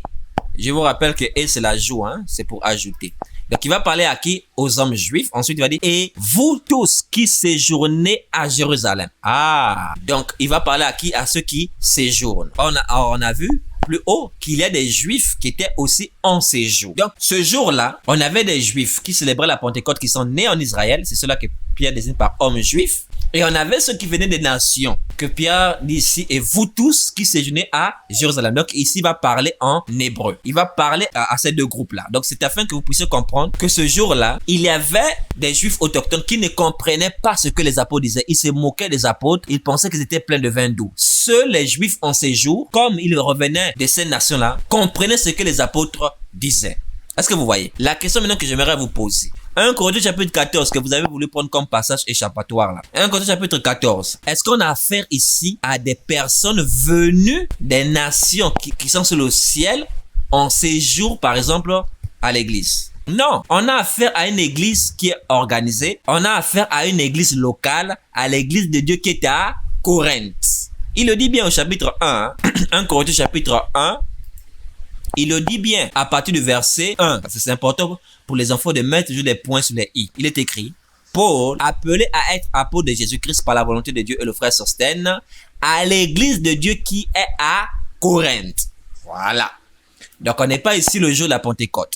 On a affaire à une église locale. Et sans doute les Corinthiens parlaient le grec. Puisqu'ici, ce sont des non-juifs. C'est la langue célèbre en ce temps-là. Donc voici l'église de Corinthe où tout le monde comprend le grec. Voyez-vous, ils se retrouvent, les frères et les sœurs, ils parlent grec. Mais dans cette église, quelqu'un qui a reçu maintenant le don de parler diverses langues. Je préfère le dire tel que la Bible le dit. Moi, j'ai un langage biblique. C'est pourquoi je ne rigole pas. 1 Corinthiens 12, verset 28 parle de celui qui a reçu de parler diverses langues. Donc, voici une église locale où on parle normalement grec. Que voici quelqu'un qui a reçu la diversité des langues se mettre à parler, par exemple, en latin. Il va se mettre à parler en espagnol. Il va se mettre à parler en plusieurs langues. Est-ce que vous me suivez? Comprenez bien l'écriture. Hein. Il va se mettre à parler plusieurs langues. Dites-moi, est-ce que les frères qui sont là vont comprendre? Est-ce que ces frères vont comprendre? Ils ne vont pas comprendre. Ils seront de la même condition, puisqu'ils sont en affaire à une église locale. Ils seront de la même condition que les Juifs qui étaient de la région que nous avons lu dans Actes des Apôtres chapitre 2 qui se moquaient des apôtres et qui disaient qu'ils sont pleins de vin doux. Est-ce que vous voyez? C'est pourquoi Paul, même dans ce chapitre 14 là, leur dit ceci, regardez, verset 23. Si donc, dans une assemblée de l'église entière, tous parlent en langue et qu'il survienne des hommes du peuple ou des non-croyants, ne diront-ils pas que vous êtes fous? Ah, voyez-vous? C'est ce qu'on a vu dans Actes des Apôtres chapitre 12. Là, je viens de lire, Actes chapitre 2, pardon. Là, je viens de lire 1 Corinthiens chapitre 14, verset 23. Je reprends. Si donc dans une assemblée de l'église entière, tous parlent en langue et qu'il survienne des hommes du peuple ou des non-croyants, ne diront-ils pas que vous êtes fous? Voyez-vous? Donc, c'est exactement ce qui s'est passé dans Actes des Apôtres chapitre 2. Où ceux qui étaient de la région, donc les juifs locaux, sont arrivés, ils ont traité les apôtres des personnes qui étaient sous. Il dit, mais ceux-là, ils ont bu du vin. Qu'est-ce qu'ils racontent? Pourtant, les apôtres n'étaient pas en train de faire ripopopo barakaka comme vous faites aujourd'hui. Je suis désolé. Les apôtres étaient en train de parler les diverses langues qui sont dans les nations. Mais parce que ceux qui sont de la région ne sont pas des nations, ils ne comprennent pas. Voici pourquoi on parle de l'interprétation, pour que cela soit interprété dans la langue locale. Qui vous a égaré aussi loin de la vérité, mes frères? Donc, l'église de Corinthe s'est réunie à Corinthe, où on parle grec. Quelqu'un qui a reçu la diversité de langues va se mettre à parler en d'autres langues, comme on l'a lu dans Actes des Apôtres chapitre 2, voyez-vous, c'est bien dit. Ils furent tous remplis du Saint-Esprit, Acte 2, verset 4. Ils furent tous remplis du Saint-Esprit et se mirent à parler en d'autres langues, voyez-vous, selon que l'Esprit leur donnait de s'exprimer. Donc la personne ne va plus parler dans la langue locale, mais plutôt en d'autres langues, c'est-à-dire dans les diverses langues qui sont dans les nations. Et même 1 Corinthiens chapitre 14 que vous voulez prendre pour justifier le ripoporakakaka, Paul a même précisé dans ce même chapitre qu'il s'agit bien des langues des nations. Regardez, il va préciser cela, on va remonter au verset 10. Regardez, il va dire, quelque nombreuses que puissent être dans le monde, voyez-vous, on dit bien dans le monde, les diverses langues. Donc on parle de la diversité des langues qui se trouvent dans le monde. Et non pas des langues que soi-disant des anges parlent. Il faut être délivré de cette mauvaise influence-là. Vous voyez, il n'en est aucune qui ne soit une langue intelligible. Vous allez comprendre maintenant pourquoi celui qui parle les diverses langues qui sont dans le monde, pourquoi on demande qu'il y ait l'interprète. Regardez, verset 11. Si donc je ne connais pas le sens de la langue, je serai un barbare pour celui qui parle, et celui qui parle sera un barbare pour moi. Voyez-vous? C'est pourquoi il va chuter au verset 13. C'est pourquoi que celui qui parle en langue prie pour avoir le don d'interpréter. Donc, il parle des diverses langues qui sont dans le monde. Comprenez qu'au chapitre 14, il n'est pas en train de parler des ripopo barakakaka. Non, il parle des diverses langues qui sont dans ce monde-là. Celui qui a reçu ce don-là va se mettre à parler en d'autres langues et non pas dans la langue locale. Or, quelque nombreuses que puissent être dans le monde les diverses langues, il n'y en a aucune qui ne soit une langue intelligible. C'est-à-dire que chaque langue a un sens. Même si moi, je ne connais pas le sens de la langue, par exemple, quelqu'un va se mettre à parler mandarin devant moi. Moi, je suis perdu s'il a la diversité de langues. La différence entre ceux qui ont étudié et ceux qui ont le baptême de cet esprit, c'est que ceux qui ont le baptême de cet esprit s'expriment dans ces langues-là miraculeusement. C'est cela le don spirituel, le surnaturel. Et non pas le sensationnel que vous faites aujourd'hui. Ripoporakaka, ça c'est le sensationnel et non pas le surnaturel. Donc le surnaturel ici, c'est qu'il va parler dans ces langues-là sans les avoir étudiées. Est-ce que vous comprenez? C'est ça le surnaturel. On va comprendre son utilité bien de la suite. Regardez. Donc, on dit, il va parler diverses langues. Mais moi, par exemple, quelqu'un se met en parlant mandarin, en arabe devant moi. Mais moi, je ne comprends pas. Il parle des mystères de Dieu, des merveilles de Dieu, mais je ne comprends pas. Je ne suis pas édifié. C'est pourquoi on demande qu'il y ait l'interprétation. L'interprétation pour ramener ce qui est exprimé dans la langue étrangère. D'autres versets vous diront les langues inconnues. Ça encore, les faux prophètes en ont profité pour dire Allah on a dit inconnu, donc ça veut dire extraterrestre. Et ils ont infiltré la glossolalie qui est pratiquée dans le spiritisme. C'est ça là. C'est pratiqué par les spirites. Vous n'êtes même pas au courant de cela. C'est pratiqué par le spiritisme. Et c'est ce qu'ils ont emmené maintenant dans leurs assemblées. Et vous ont influencé avec ces actions diaboliques. Et vous êtes rentré aussi. Vous avez été contaminé, vous savez, c'est les mauvaises compagnies corrompent les bonnes mœurs. Voyez-vous, c'est contagieux et vous aussi, vous vous êtes laissé emporter dans votre sensationnel et non pas dans le surnaturel. Et vous jurez aujourd'hui que vous parlez en langue. Les gens n'ont pas la crainte de Dieu. Vraiment, la crainte de Dieu a pris congé chez plusieurs personnes. Donc, le frère, c'est pourquoi on demande l'interprétation. L'interprétation, c'est pas parce qu'il fait ripopobarakaka. Non. L'interprétation, c'est parce que il est en train de parler dans des langues étrangères. Quand on dit langue inconnue dans d'autres versions, c'est-à-dire inconnue de la région. Ça ne veut pas dire inconnu du monde. Non, inconnu de la région, inconnu de la localité. Est-ce que vous voyez? Alors, mes bien-aimés, nous voyons ensemble que ce don-là renvoie bien à la diversité de langues qui sont dans les nations. Et maintenant, je vous disais, regardez. Mais avant de lire ce verset, je pense que ce sera bien que nous allons d'abord lire le passage 1 Corinthiens chapitre 13 qui est souvent utilisé pour dire non, c'est la langue des anges. 1 Corinthiens chapitre 13, nous allons lire à partir du verset 1er.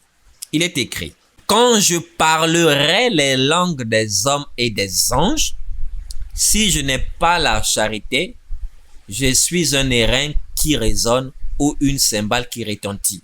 Voilà. Les faux prophètes ont sauté sur l'occasion pour dire voilà, les apôtres ont parlé la langue des hommes et des anges. Bon, moi je vous ai donné une référence tout à l'heure où les apôtres ont bien parlé de la diversité des langues des hommes. Maintenant vous, donnez-moi le passage où ils ont parlé la langue des anges. Ça ne se trouve nulle part. Et vous pensez que cette langue des anges, c'est ripobo, rakakashi, karakaka, barakashi, kalo, balale, balabo, c'est tout ce que vous racontez là.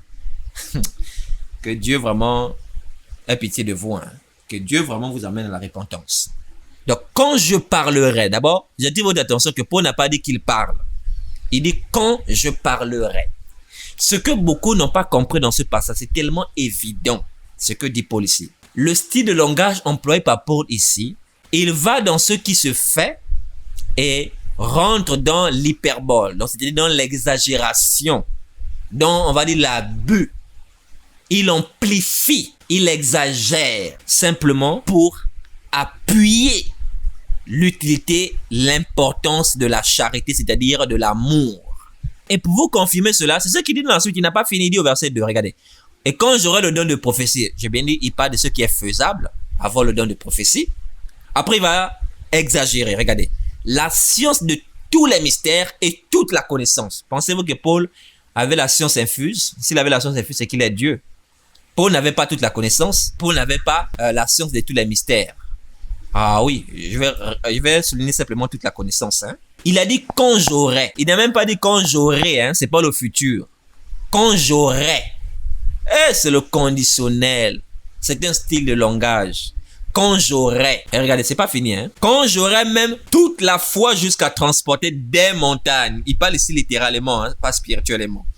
Il est en train d'exagérer. Si je n'ai pas la charité, je ne suis rien. Et quand je distribuerai tous mes biens pour la nourriture des pauvres, donc c'est aussi une affirmation que Paul a distribué tous ses biens pour la nourriture des pauvres.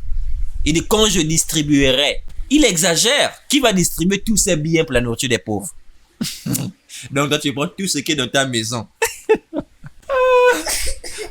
On ne dit pas certains biens. C'est-à-dire que vous vous levez, vous prenez tout ce qui est dans votre maison. Même vos habits, c'est-à-dire que vous restez nus. Dépourvus de tout. C'est l'exagération. Si vous n'avez pas compris que c'est l'hyperbole dans ce passage-là, vous allez vous faire mal pour rien. C'est-à-dire qu'il part des choses faisables et il rentre maintenant dans les choses là où on parle d'exagérer. C'est ce qu'il dit. Quand je parlerai les langues des hommes, c'est faisable. Parce que tout homme même qui est né a une langue. Et peut parler même plusieurs langues. S'il étudie, un autre peut les parler grâce à la diversité des langues, le don du Saint-Esprit. Mais quand il ajoute « et des anges », là, il est en train d'exagérer. Et c'est pourquoi, regardez, dans la suite, il dit encore « quand j'aurai le don de prophétie », on sait qu'il avait cela, mais il va exagérer. La science, dans la suite, la science de tous les mystères et toute la connaissance. Quand je distribuerai tous mes biens pour la nourriture, il n'est pas en train d'affirmer, mais il est en train d'exagérer. Vous, maintenant, vous avez pris ça pour une affirmation disant que Paul parlait la langue des anges. Est-ce que Paul vous l'a dit? Paul ne vous l'a jamais dit. Si vous prenez ce passage pour dire Paul parlait la langue des anges, alors il faut admettre aussi que Paul avait la science infuse. Il faut admettre que Paul avait toute la connaissance. Il faut admettre aussi que Paul avait distribué tous ses biens, donc il était totalement dépourvu maintenant pour la nourriture des pauvres. Quand est-ce que Paul a fait ces choses? Il faut arrêter d'enseigner n'importe quoi aux gens.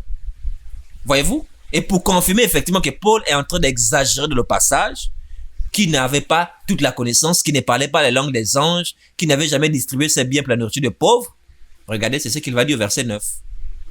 Il va dire, car nous connaissons en partie et nous prophétisons en partie. Vous voyez, là, il parle maintenant au présent. Le présent simple, hein, qu'on vous a même enseigné à l'école. Donc là, il est en train maintenant d'affirmer, nous connaissons en partie. Or, plus haut, il ne parlait pas au présent simple. Il a dit, quand je parlerai. À l'école, hein, on a enseigné ça, on appelle ça le conditionnel. Voyez-vous? Donc, il n'est pas en train d'affirmer.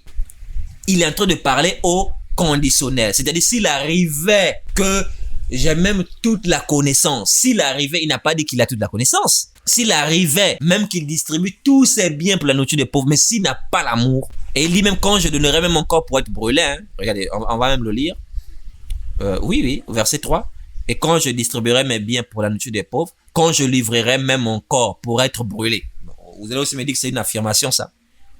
Ah, Seigneur. Donc, un passage où Paul est en train d'exagérer, il fait un abus de langage pour montrer à quel point il est important qu'un enfant de Dieu puisse avoir en lui la charité, l'amour en lui.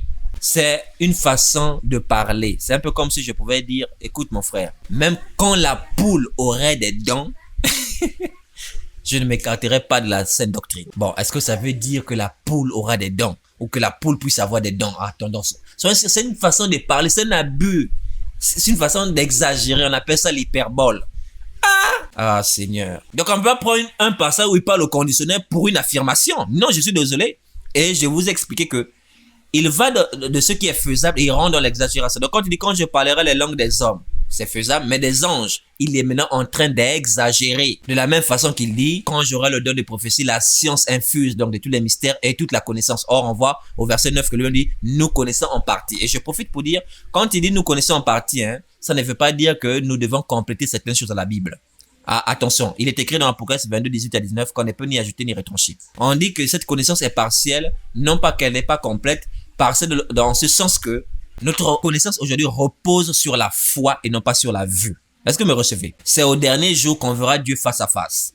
Donc pour l'heure, nous le contemplons par la foi. C'est pourquoi on parle d'une connaissance partielle. Alors là, faites attention, hein. Moi, par exemple, je n'ai pas une vérité partielle. Je suis désolé. Il est écrit dans Jean chapitre 16, verset 13, que le Saint-Esprit vous conduira dans toute la vérité. Moi, je suis dans toute la vérité. En ce qui concerne la doctrine de Christ, je suis dans toute la doctrine de Christ. Je ne suis pas dans une partie de la doctrine de Christ comme certains aujourd'hui. Mais si on parle de tout ça de façon globale, que c'est partiel, c'est parce que ça repose sur la foi. C'était important de préciser cela. Bref, ce passage ne tient pas la route pour affirmer soi-disant les langues des anges que les gens parlent. Sinon, montrez-moi un verset où les apôtres ont parlé les langues des anges. Alors que moi, je vous ai donné un verset où ils ont bien parlé les diverses langues des nations. Et dans 1 Corinthiens 14 toujours, pour vous attester qu'il s'agit toujours des langues des nations, en dehors du verset 10 où il a dit, c'est ce que lui-même dira, je pense bien à partir du verset 20. C'est mieux que je prenne même... oui, à partir du verset 21, c'est mieux. Regardez. Il est écrit dans la loi, c'est par des hommes d'une autre langue et par des lèvres d'étrangers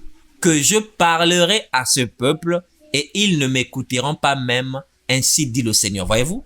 Donc Dieu dit, c'est par des hommes d'une autre langue et par des lèvres d'étrangers que je parlerai à ce peuple. Donc, Dieu n'a pas dit qu'il allait parler à ce peuple en utilisant les langues célestes ou les langues des anges. Il faut craindre Dieu, mon frère. Je sais que tu es habitué à rire, mais il faut que tu sois affranchi de ça. Ce n'est ni une langue des anges, ni une langue des hommes. Le parler en langue, quand on parle du don de la diversité de langues, vous avez essayé de trafiquer un côté 14, langue inconnue. Inconnue par rapport à la région. Que celui qui parle la langue, personne ne comprend. Personne ne comprend parce que l'église locale a une langue locale. Français ou espagnol ou anglais. Donc, si quelqu'un a reçu la capacité de parler diverses langues, le Saint-Esprit va l'amener à parler en d'autres langues. On l'a vu dans Actes chapitre 2, verset 4. C'est pourquoi les Juifs autochtones ne comprenaient rien. Donc, il est important maintenant qu'on interprète cela maintenant dans la langue locale. Est-ce que vous voyez, quelqu'un va se mettre à prier maintenant en mandarin, en arabe? Moi, je ne veux pas dire Amen. J'attends que la personne interprète ce qu'il a dit. En français, je dis Amen. Si c'est conforme à la doctrine, mais si c'est par un autre esprit, je vais lui enseigner la repentance, je vais le délivrer sur place avec la prière et la parole de Dieu. Voilà. Donc, comprenez que dans la loi, quand on parle de la loi, hein, on parle de l'écriture. Il est écrit dans la loi. Parce que si vous allez vérifier ça, c'est pas Moïse qui a dit ça. C'est Ésaïe qui a dit ça. Ce n'est pas Moïse, c'est Ésaïe qui l'a dit. Et il est écrit dans la loi. Donc, comprenez, quand on parle de la loi, on parle de la parole de Dieu. Il est écrit dans la parole de Dieu. C'est par des hommes d'une autre langue. Voyez-vous, c'est par des hommes d'une autre langue et par des lèvres d'étrangers que je parlerai à ce peuple. C'est ce qui s'est passé Le jour de la Pentecôte même, on a vu cela, comment Dieu a utilisé les langues étrangères. Il a utilisé les langues des nations pour parler à Israël. Est-ce que vous voyez? Regardez ce que Paul va dire au verset 22. Par conséquent, là on va comprendre l'utilité du don de parler diverses langues. Par conséquent, les langues sont un signe, non pour les croyants, mais pour les non-croyants. La prophétie, au contraire, est un signe, non pour les non-croyants, mais pour les croyants. Voyez-vous? Donc, les langues, Dieu te permet, on dit même les langues, c'est pluriel, c'est la diversité des langues. Mais qui vous a dit c'est une langue? Les langues, pas la langue. Les langues, pas la langue des anges. Les langues des hommes. Les langues des nations, les langues étrangères sont un signe, non pour les croyants, mais pour les non-croyants. C'est-à-dire que Dieu permet ce miracle-là, c'est-à-dire de parler les langues maternelles des hommes qui sont sous le ciel. Il permet ce miracle-là afin de parler au cœur endurci, afin de parler au cœur incrédule. Pour que vous puissiez peut-être comprendre, prenons Actes des Apôtres toujours, chapitre 2. Vous allez remarquer que ces Juifs-là venaient des nations. Ces Juifs-là, ils n'avaient pas cru en Jésus, hein. Ils avaient rejeté. Sinon, la plupart ne connaissaient même pas Jésus. Ceux qui l'ont entendu parler de lui n'ont pas cru en lui. Donc, c'était des non-croyants. Donc, c'est un don, c'est un signe que Dieu permet pour les non-croyants. Et donc, ces Juifs-là, qui revenaient de ces nations qui étaient en séjour, ils vont constater que les apôtres, qui sont galiléens, sont en train de parler dans leur langue maternelle. Donc, ils sont frappés, ils sont interpellés. Ils disent, mais c'est pas possible. C'est un signe que Dieu leur envoie pour la repentance. C'est un signe que Dieu leur envoie pour toucher leur cœur endurci. Est-ce que vous voyez? C'est-à-dire, on peut être par exemple là, dans l'église, et que quelqu'un de notre langue, par exemple, arrive au milieu de nous, et que pendant la prière, cette personne-là, par exemple, a des doutes ou incrédule par rapport à la doctrine de Christ, à la personne de Jésus, vient parfois animé d'un orgueil et tout ça. Dieu peut permettre que pendant que nous sommes en train de prier, puisqu'on élève la voix, nous sommes en prière à haute voix, que quelqu'un qui a le don de parler diverses langues, le Saint-Esprit l'utilise et qu'il se mette à parler dans la langue de celui qui est là. Et il dit, ah, mais toi là, tu es un Africain, d'où tu sais le mandarin?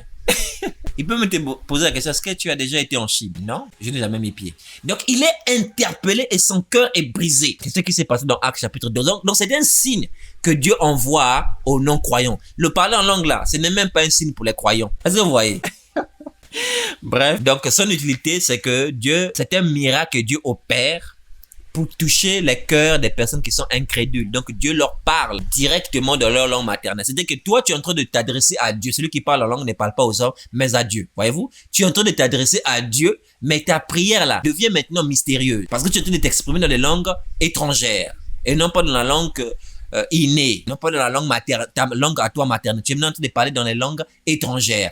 Et bizarrement, ces langues étrangères-là concernent des personnes qui sont là, qui sont endurcies et qui, eux, sont frappés comme dans Acte 2, disent, mais ils sont étonnés, ils disent, mais comment c'est possible? Voyez-vous, donc Dieu les interpelle, c'est un moyen par lequel Dieu les interpelle, c'est un signe que Dieu leur envoie. Chrétien, faut craindre Dieu. Toi, tu es lancé, toi, tu es vraiment à donner à ton ripokoko, rakakaka, qui n'a aucune utilité, qui n'est ni une langue des anges, ni une langue des hommes, qu'on ne sait même pas ce que tu racontes. Je ne sais pas quel cœur incrédule tu as touché avec ça, depuis que tu fais ripokoko, rakaka, tu as interpellé même quel non-croyant avec. Puisque les langues sont un signe pour les non-croyants. Quel est le non-croyant qui t'a dit une fois, ah, ma sœur, quand j'étais entendu, où tu allais évangéliser quelque part, et le Saint-Esprit t'a utilisé, tu as commencé à faire rikakokakakaka, et la personne te dit, ma sœur, vraiment, ce que tu es en train de dire là, tu es en train de parler de ma langue maternelle, voici ce que tu disais, vraiment, ça m'a touché, tout ça là. Quand ça arrivait? Ça arrivait quand? Bon, si c'est arrivé, c'est que vraiment tu es le don. Mais ça arrivait quand?